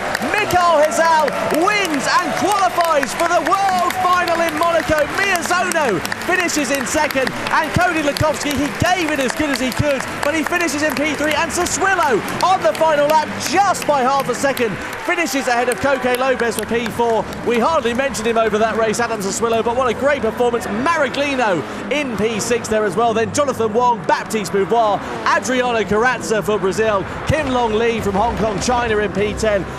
Andrew Brooks in 11th position, and then Rayan Darouche down in P12. But Mikael Hazal, I think that's a face of release for him there. There's been a lot of things said about Mick, of course, over the last couple of weeks, and to see him come back and face that and the positivity there, you see a sigh of relief. He's like, yep, I still got this. I still got it. He knows he's got it. Well, absolutely brilliant stuff. What do you think about that then, Igor? Just sum up the race from your point of view. What were your impressions of it? Yeah, especially the consistency of Mick. He was very, very quick, and also being able to, even with in these conditions, save more fuel. It was quite impressive. Yeah, really impressive. You can see the drivers embracing one another here. Hugely impressive. There's Mikael Hazal. Well, the thing is, he's in pain here as well. He's got that broken toe, so he's not been on top form. And, well, he has been having to push very hard. You can see him there without his shoes on, unlike any of the other competitors. And, yeah, it's not been an easy ride for him so far in 2019. He's been that nearly man. He suffered misfortune last time out in the New York event as well. And now he finally gets his just desserts. He gets his reward, and he finishes on top here in the Nations Cup, Jimmy. Yeah, being dragged around now, bless him. That's what happens when you win a race. Everyone just descends on you and pulls you out. He's hobbling around, bless him. But yeah, fantastic to see Mick come away from that. I think that this was the time. This was the time that he kind of knew that, right, okay, I can come and win this. Miyazono, though, was hugely impressive in the first few races. I mean, we all saw how great he was, just not quite able to get it done. I think just a bit heavy on the right foot in the end. I think he's coming of age, though. I think his time to shine is getting on to now, you know. I think this is the start of something really, really promising here for Miyazono. Let's take a look, shall we, at some replays then from that race. Piece together exactly what happened in the final here. So we got underway. We have Miyazono versus Hazal down towards the first corner. They went off track as nowhere to go there for Miyazono. You can see us looking very handsome on your screen there. As very handsome indeed, actually. Only Igor in the middle. Andrew Brooks there getting ahead into P5 in the early stages. This is where it all went wrong for Jonathan Wong, I should say, out of that corner. I've been waiting to use that one for ages. Andrew Brooks, an innocent bystander in that one. And here we saw Mikhail Hazal. This is where his strategy really paid off. Yeah, just able to push those tyres a little bit further, use the medium tyre a bit longer, saved a bit of fuel, and in the end gave a comfortable 4-second gap to Miyazono. And again, for Mick, you see what it means to him. There it is. Smooth operator, Mikhail Hazal. What a race. Absolutely brilliant stuff. So confirmation then of the final results coming up for you on screen. There is Mikhail Hazal. Of course, he's walking wounded quite literally here in the World Tour 4 event. So Hazal on top on the podium. Then, of course, in second place, Miyazono. In third position, of course, Cody Lukovsky. And then in fourth, Adam Sassuolo. A quiet race, actually, for Adam there. We hardly mentioned him, Jimmy, but a great performance. And also Coque Lopez there for Spain inside the top 5. Another good performance from Lopez, but again, importantly for Sassuolo, he needed that. He's been someone who's been so quick in the superstar races online, struggled a bit at the events, came here, I think, with a bit of a different mindset, and fourth place is a really good result for him. Yeah, really, really impressive. Igor, thank you so much for joining us. You've been brilliant. Yeah, well, I tried to. It was okay, I think. You can take his job. I was going to say, yeah, if the racing doesn't ever work out, you've got a job here at the GT desk. Let's head over to Julia, shall we, who is with our winner, Mikhail Hazal. That is right. I am here with the winner. So, Mick, finally, you have broken your 2019 curse. Right, you've broken it. Isn't that great, everybody? Are you happy? Yes. You've been second so many times. It was so frustrating to see. This must feel incredible. Thank you. I don't know, man. It's like after finishing second so consistently. Oh, it's so annoying. Like, of course, getting a trophy in the end, it's always beautiful, if you can say, but like, there's like, you want to achieve something more, you know? And finally with this win, I'm satisfied in the end, yeah. Do you think that having a broken toe helped? Because maybe you need to break more of your body parts. It helps you concentrate when you race? I don't know. Nah, like this incident happened so like out of nowhere, if you can say. And like this was one of those Mikhail things, if I can say, because I always managed to do some stupid things. But yeah, surprisingly, like when I was using the pedals over there, like I was using this area here from my foot for the pedals, so it wasn't kind of like hurting at all, but I still felt the pain a little bit. So maybe it meant that you weren't like accelerating as much because you're like, ow, ow, just be a bit slower, be a bit more careful. Well, it's not optimal. Like if you have to run to the toilet, like you can't do that quickly. So it's true. Okay, so very, very finally, before I chuck it back to Tom and Jimmy, how big is the cookie that you are going to eat as a reward for this? Well, I don't know. If I can find some cookies from the supermarket, then I would just eat them. No, we need to find him a giant cookie. You get giant cookies when you win. We'll bring it next time to the next one. Congratulations to Mick. We're going to chuck it back to Tom and Jimmy. I would like to hasten to add that I actually bought Mikael Hezau some cookies this morning from the supermarket, so if you haven't already eaten them... they're already gone, mate. Yeah, he's quit in there as far as I'm concerned. And also, I can testify to the fact that breaking bones is not such a good idea. No, yeah. The old collarbone, I wouldn't recommend doing that. Yeah, walking wounded over here, aren't you? Yeah, I am. Well, I know. It's like pick up no evil and race no evil with his foot going on here, isn't it? I don't know. I have no idea what that was. Get on with it, mate. It's been a long weekend, Jimmy. That was brilliant, wasn't it? I mean, in terms of the on-track action, we saw some great stuff, especially in the midfield.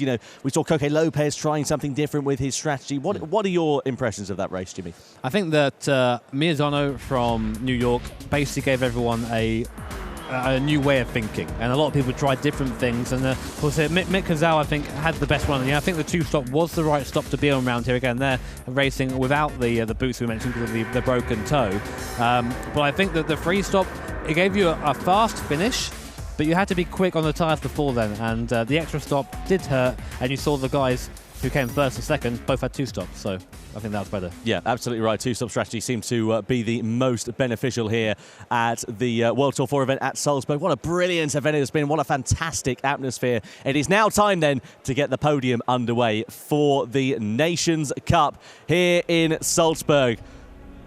So, in 3rd position, please welcome onto the podium from Australia, Cody Nikola Latkovsky.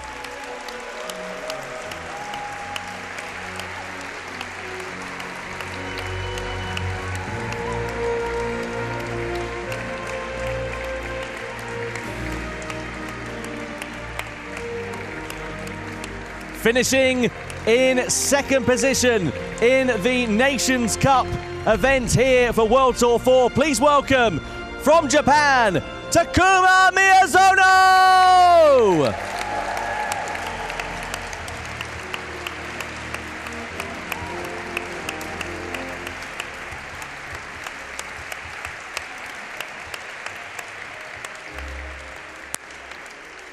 And he's had to work hard for it, but now he can get his just rewards. The winner of World Tour 4 in Salzburg here, it is Mikael Hezau!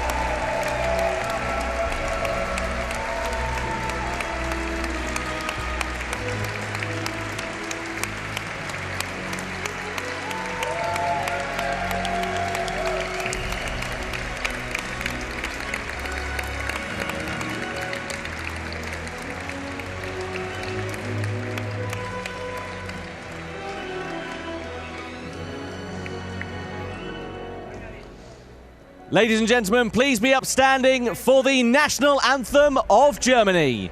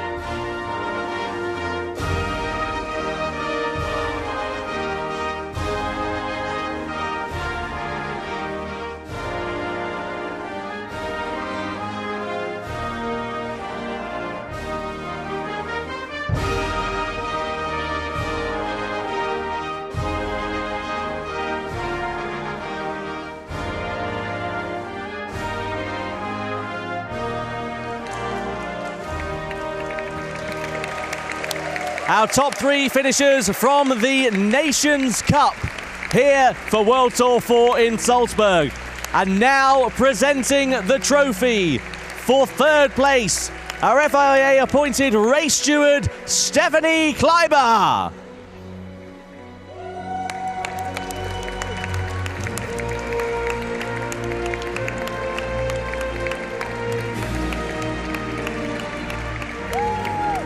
And now presenting our 2nd place trophy to Takuma Miyazono, please welcome PR and Communications Manager for Sony Interactive Entertainment, Deutschland, Jochen Faber.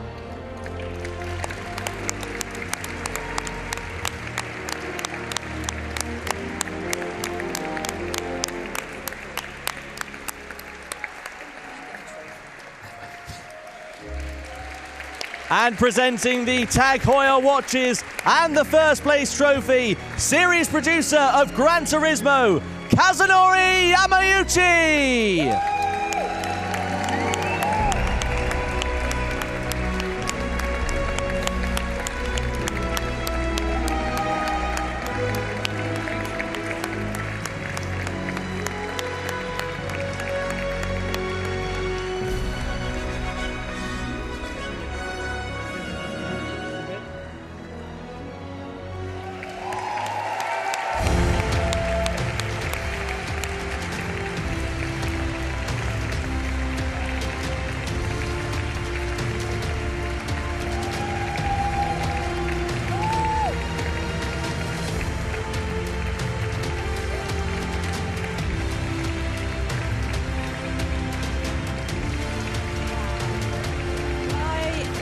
I'm actually feeling pretty emotional right now, I'm not going to lie.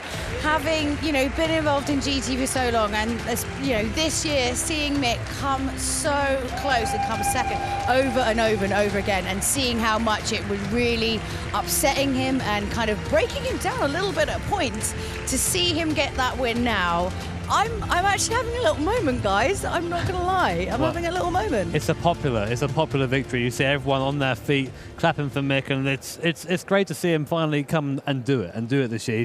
I think he's maybe been his own worst enemy sometimes, and to overcome that and come here and perform so well. There you go. And he's so loved by everyone. He got a full-on standing ovation from absolutely everyone because they know how well deserved it is. I think I need a bit of a sit down. Cup of tea. He's a grafter, Mick. Yeah. He puts in the effort day in, day out, and that shows with the performance he conducts on track, and that shows with that strategy that he called as well.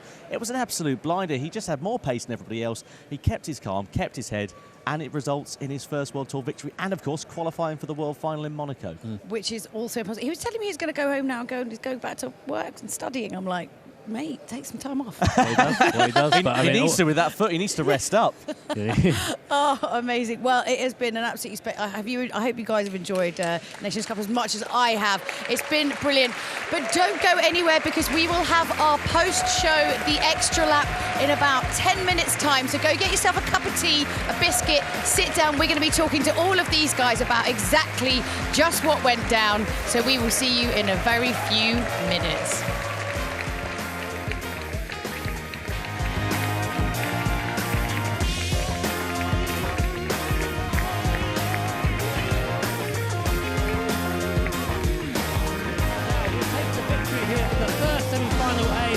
Salzburg. They come down in towards the left hand, and DeRouche has got the inside line, but Miyazono's going to hold the line around the outside. And the Japanese driver takes victory. Run from Wong and DeRouche, and the jump from Wong gets pushed off into the corner, and DeRouche makes a mistake. Oh, and Brooks, they're all off now. They're all off at the second chicane there. And Mikael Hazal, a masterclass of strategy for the German driver. He comes around the final corner at the Parabolica in Monza, and he wins World Tour 4 of the Gran Turismo Nations Cup.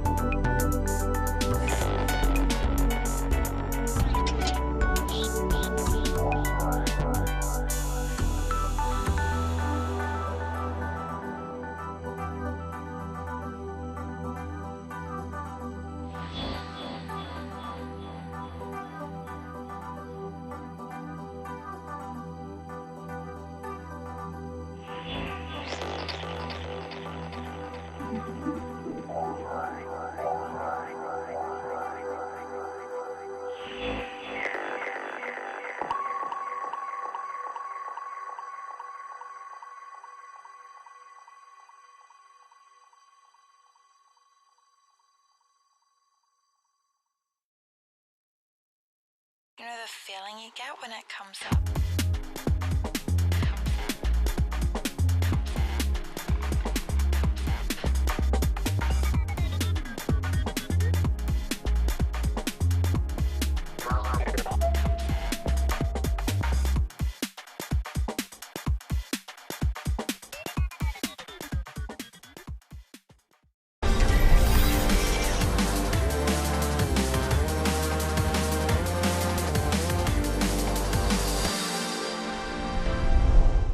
Hello and welcome to the Extra Lap, the Gran Turismo Championships post-show.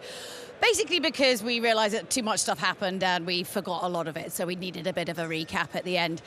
I have to say, this particular championship has been, and this stop on the World Tour has been pretty special. This is actually, this time last year at Salzburg in Hangar-7 was my first ever job with Gran Turismo, and I have to say, over the course of this past year, it has been incredible to see these drivers come on in leaps and bounds, and actually even the championship itself grow and grow. We've got Lukovsky, who's now, he's really got his head screwed on. He's got his head in the game. And of course today, the winner of the Nations Cup, Michael Hazal, who this year had a bit of a second place curse, which was really frustrating him. So it's fantastic to see here that he's broken that and he's moving forward. We've got so much great stuff lined up for you in the Extra Lap. Most importantly, though, we are going to chuck over to our three winners with Tom and Jimmy to get the full lowdown on everything that just happened. Yeah, thank you very much indeed, Julia. Welcome down onto the floor here at Salzburg, our venue for World Tour 4 on the FIA Gran Turismo Championships. We're with Michael Hazal, Takuma Miyazono, and Cody Nikola Lukovsky. They're all joining us here in the Nations Cup. Great to have you, boys. You can applaud yourself if you really want to. I do. Well, first of all, Mick, let's go straight to you. How are you feeling? You've finally got the duck off your back. You've finally taken that win. First of all, as on the screen you couldn't hear it. Bonjour, Storm! Okay, but as for the feeling, satisfied, just satisfied. Like also relieved at the same time because after finishing second so many times, yeah, I feel relieved and also sleepy. I mean, we were making a big deal of it, but you were there with a broken toe, Mick, weren't you? I mean, did that really distract you at all, or was it just completely eyes on the prize?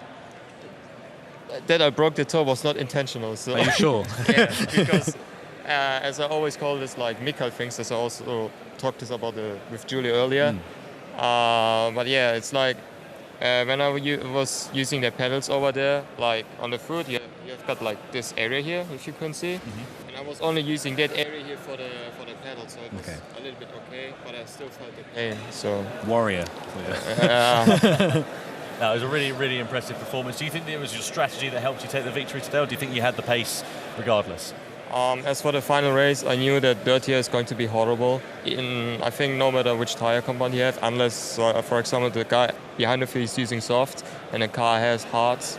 But I was also trying to save a little bit fuel because refueling was kind of like a must in this race. Yeah. And when I was doing, I think my second stint on the, which was, I think. Do you remember the race? Wait. It was second stint, like medium. The second stint in mediums when I pitted in. I was also thinking about, should I refuel a little bit or not? Because I have, because of the amount of lap times I still had in the end, I still needed to go with the hards, but I didn't want to run with the hards for that long. So I was refueling a little bit, and then when I saw Miyazono-san jumping me, I was scared, of course, but I think I had like 2 laps more than him, so I think that was like the advantage there. Well, it paid off beautifully. Michael, congratulations. Very, very well done. Let's go over to Takuma Miyazono. Takuma, you were off the podium last time out at the event we had in New York, but you finished on the podium here in the Nations Cup today. How are you feeling? そうですね。このワールドツアーという大きな舞台で表彰台に上れたのが初めてなので、そこは非常に嬉しいんですけど。ミカエルに対してペースが全然もう負けていて、そこが非常に悔しいです。Yeah, so I'm very delighted to be on the podium for the first time, but at the same time, I found it a little bit difficult today to keep up with Michael. He was extremely fast, and that's something that I'm a little bit gutted about, to be honest. So, of course, after New York, does this feel sweeter being second? I mean, of course, you always want to be on the top step, but after New York, anything's better than that. そうですね、順位は今回のが上なんですけど、レース内容自体は本当ニューヨークの時のが良かったので、そうですね、今回の反省を生かして次のワールドツアーでは勝てるように頑張りたいです。Yeah, so position-wise, I did raise myself in the rankings, but I didn't feel the race went as well as I put in New York, and so I have something to think about and go away and look forward to the next race and to give it my all. Well, Takuma, good luck for that, and thank you very much. Thank you. Thank you. And over to Cody Nikolikovsky. Cody, a podium for you, third place. Are you disappointed that you weren't involved in the fight too much at the front? How are you feeling? I mean, I'm just happy that I didn't get involved in too much fighting this time. I mean, the audience, as most of it, has been making this very big characteristic of mine that I'm intentionally ruining other people's races. Like yesterday, where there was a fight in the manufacturer series when I was driving for Mercedes-Benz, I was door-to-door racing, like New York, where I unfortunately had that mental blank and just ruined Miyazuno's race, full stop. But I think that what I've been trying here now, I've been trying to approach driving differently. Like I said previously, I'm trying to be aggressive, but that's just in pace. I'm trying to be more aware of those around me, try and make just the smart moves. And I think that this World Tour for me is kind of showing that what I can truly be.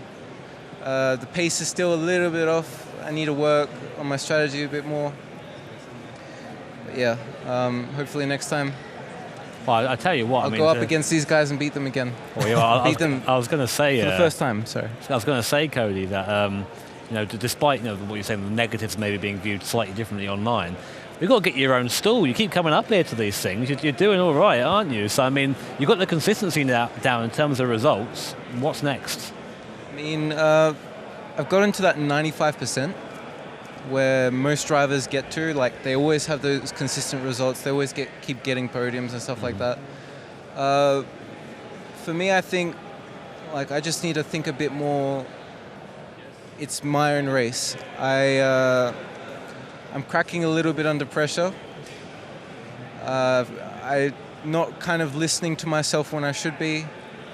Sometimes things get a little bit blurry, and yeah, I'm hesitating a little bit too much. If I'm a bit more open, a bit more free, if I take corners as I should be, if I don't just feel like, I'm not getting that right, oh, this is going to do this and that, and this is going to have consequences. A bit more of a natural flow. Yeah, really. Exactly. Just become a more all-round driver. Yeah, it sounds like a good plan. Right, put all three of you on the spot. Let's figure out how you're going to approach the rest of the season. We've got one stop left on the World Tour in Tokyo, and then of course we've got the World Finals in Monaco. One word to describe your approach to the rest of 2019. Cody Nicola, you first. Word? One word. No, it's hard for you, Cody, but you can do one word. Relentless. Relentless. Interesting. Let's just wait and get Miyazono-san's answer there just in the middle of your shot. See if we can get one word to understand what Miyazono-san's approach to the rest of 2019 is going to be for the World Tour, because of course it's going to be pretty hectic. Miyazono-san, what's one word to describe your approach to the rest of 2019?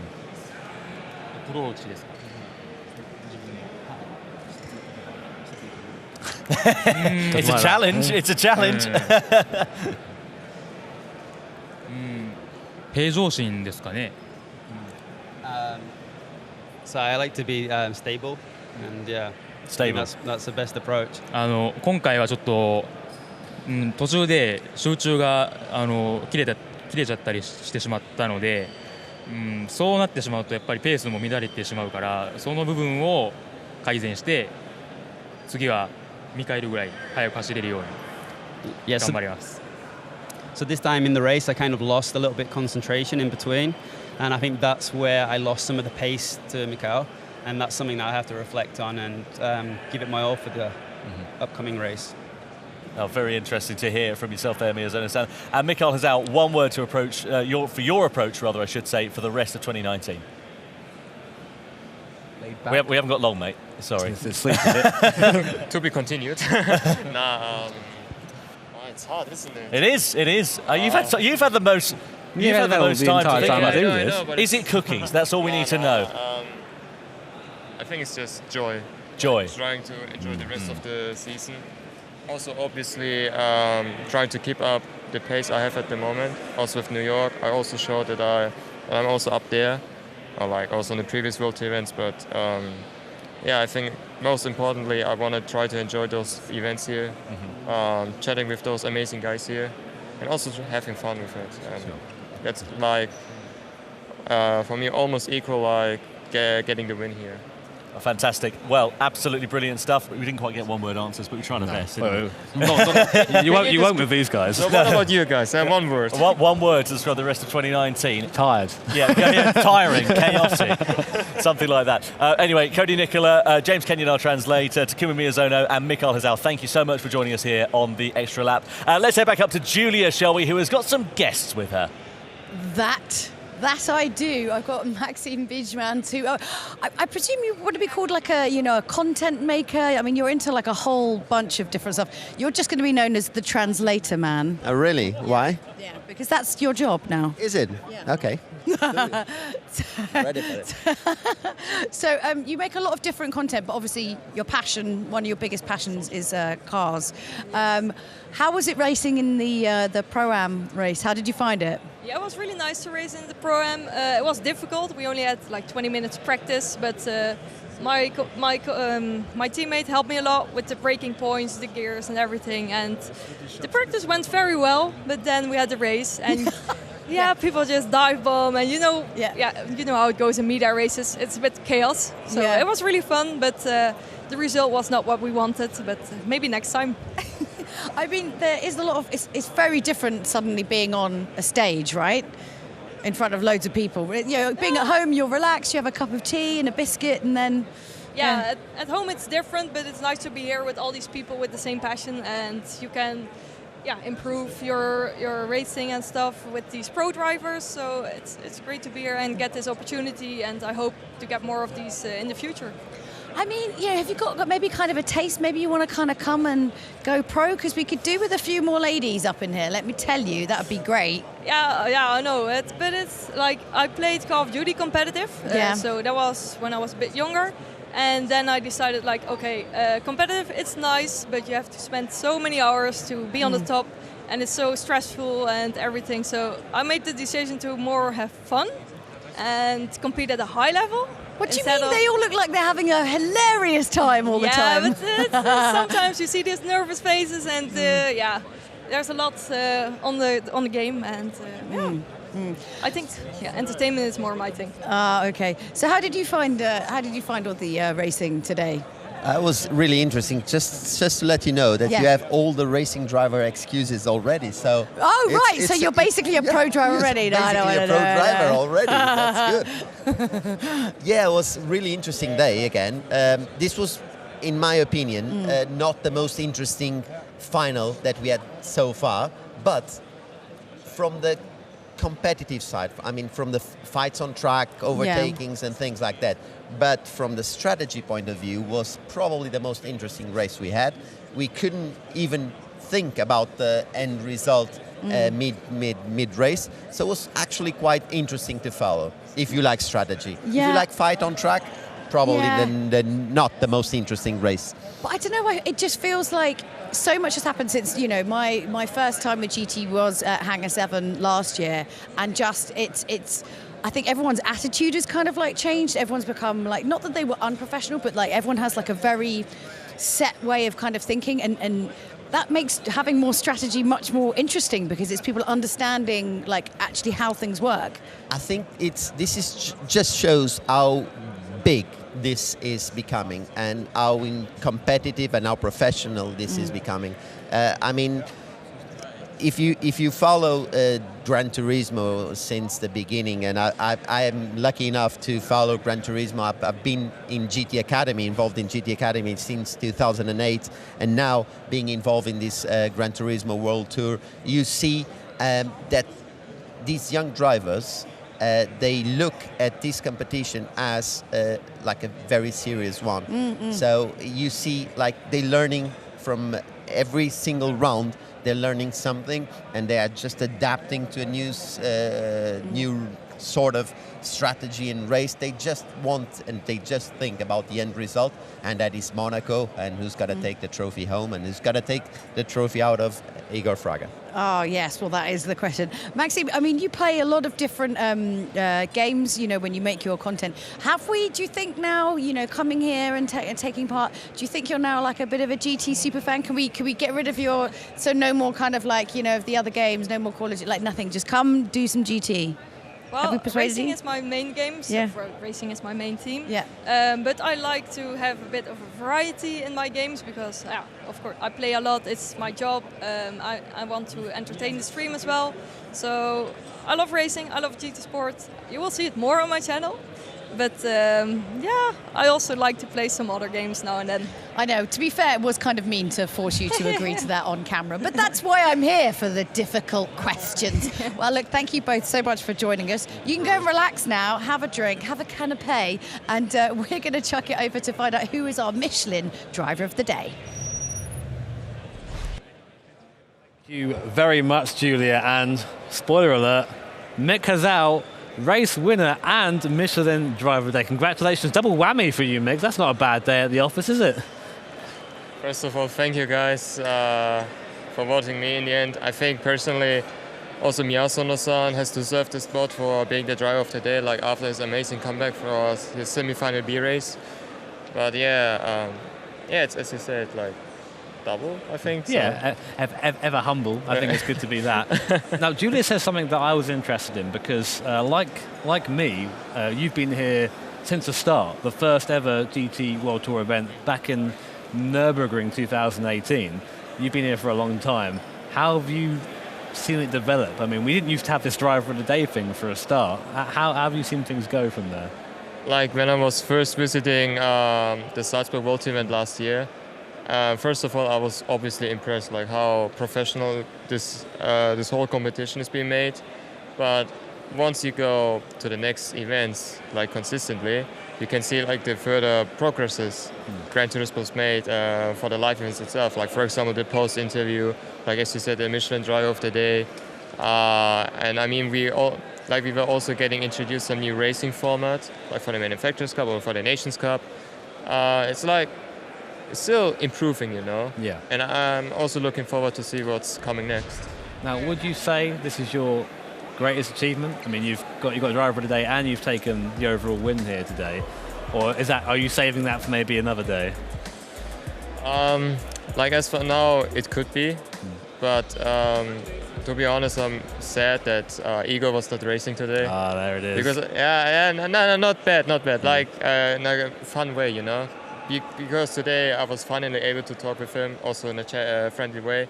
Like we solved everything, which is good. So it's good to have that. Yeah, because I don't want to, let's say, behave awkward to him all the time. Like also joke with him around. Like that's what I like, you know. And if he was here today, like racing today, that would have been pretty cool. But I gotta wait for that tour for Monaco. So, but yeah, nevertheless, all the other guys here are also pretty strong too, like Miyasono-san or Cody. Yeah. Well, maybe. Mick, thank you so much. Our Michelin driver of the day and winner here today at Salzburg. That's enough from me. That's enough from Mick. Let's go back to Tom and Julia. Wow, yes, what a Nations Cup final. And I think you can all agree, you guys at home, that this venue, Hangar-7, really does. It pops, huh? Like, I was just watching them both kind of chatting over there. There's some cool planes all, like, amazingly lit in the background. I mean, normally it's just a bit of a dark room, isn't it? I know, this is it. what a spectacular place to have it. And what a great atmosphere we've had here this weekend as Very well. You know, true. really, really cool to have so many people that have been enjoying it. We've been keeping up to date with what's been happening on the streams as well. Everyone's loving it, which is great. It's so great. I'm just so pleased that, you know, like Mick got his chance to, like, you know, get that place on the podium after all of that. He should just have a broken toe more often. Anyway, I'm going to stop talking because next time you see us, we will be in Tokyo. So don't go anywhere. Thank you so much to everyone who came here tonight. Thank you to Tom, thank you to Jimmy, and thanks to all of our racers. We'll see you on the other side of the world. Jonathan Wong and De Roos, and Jonathan Wong gets pushed off into the corner, and De Roos makes a mistake. Oh, and Brooks, they're all off now. They're all off at the second chicane there. And Mikael Hazal, a masterclass of strategy for the German driver. He comes around the final corner at the Parabolica in Monza, and he wins World Tour 4 of the Gran Turismo Nations Cup.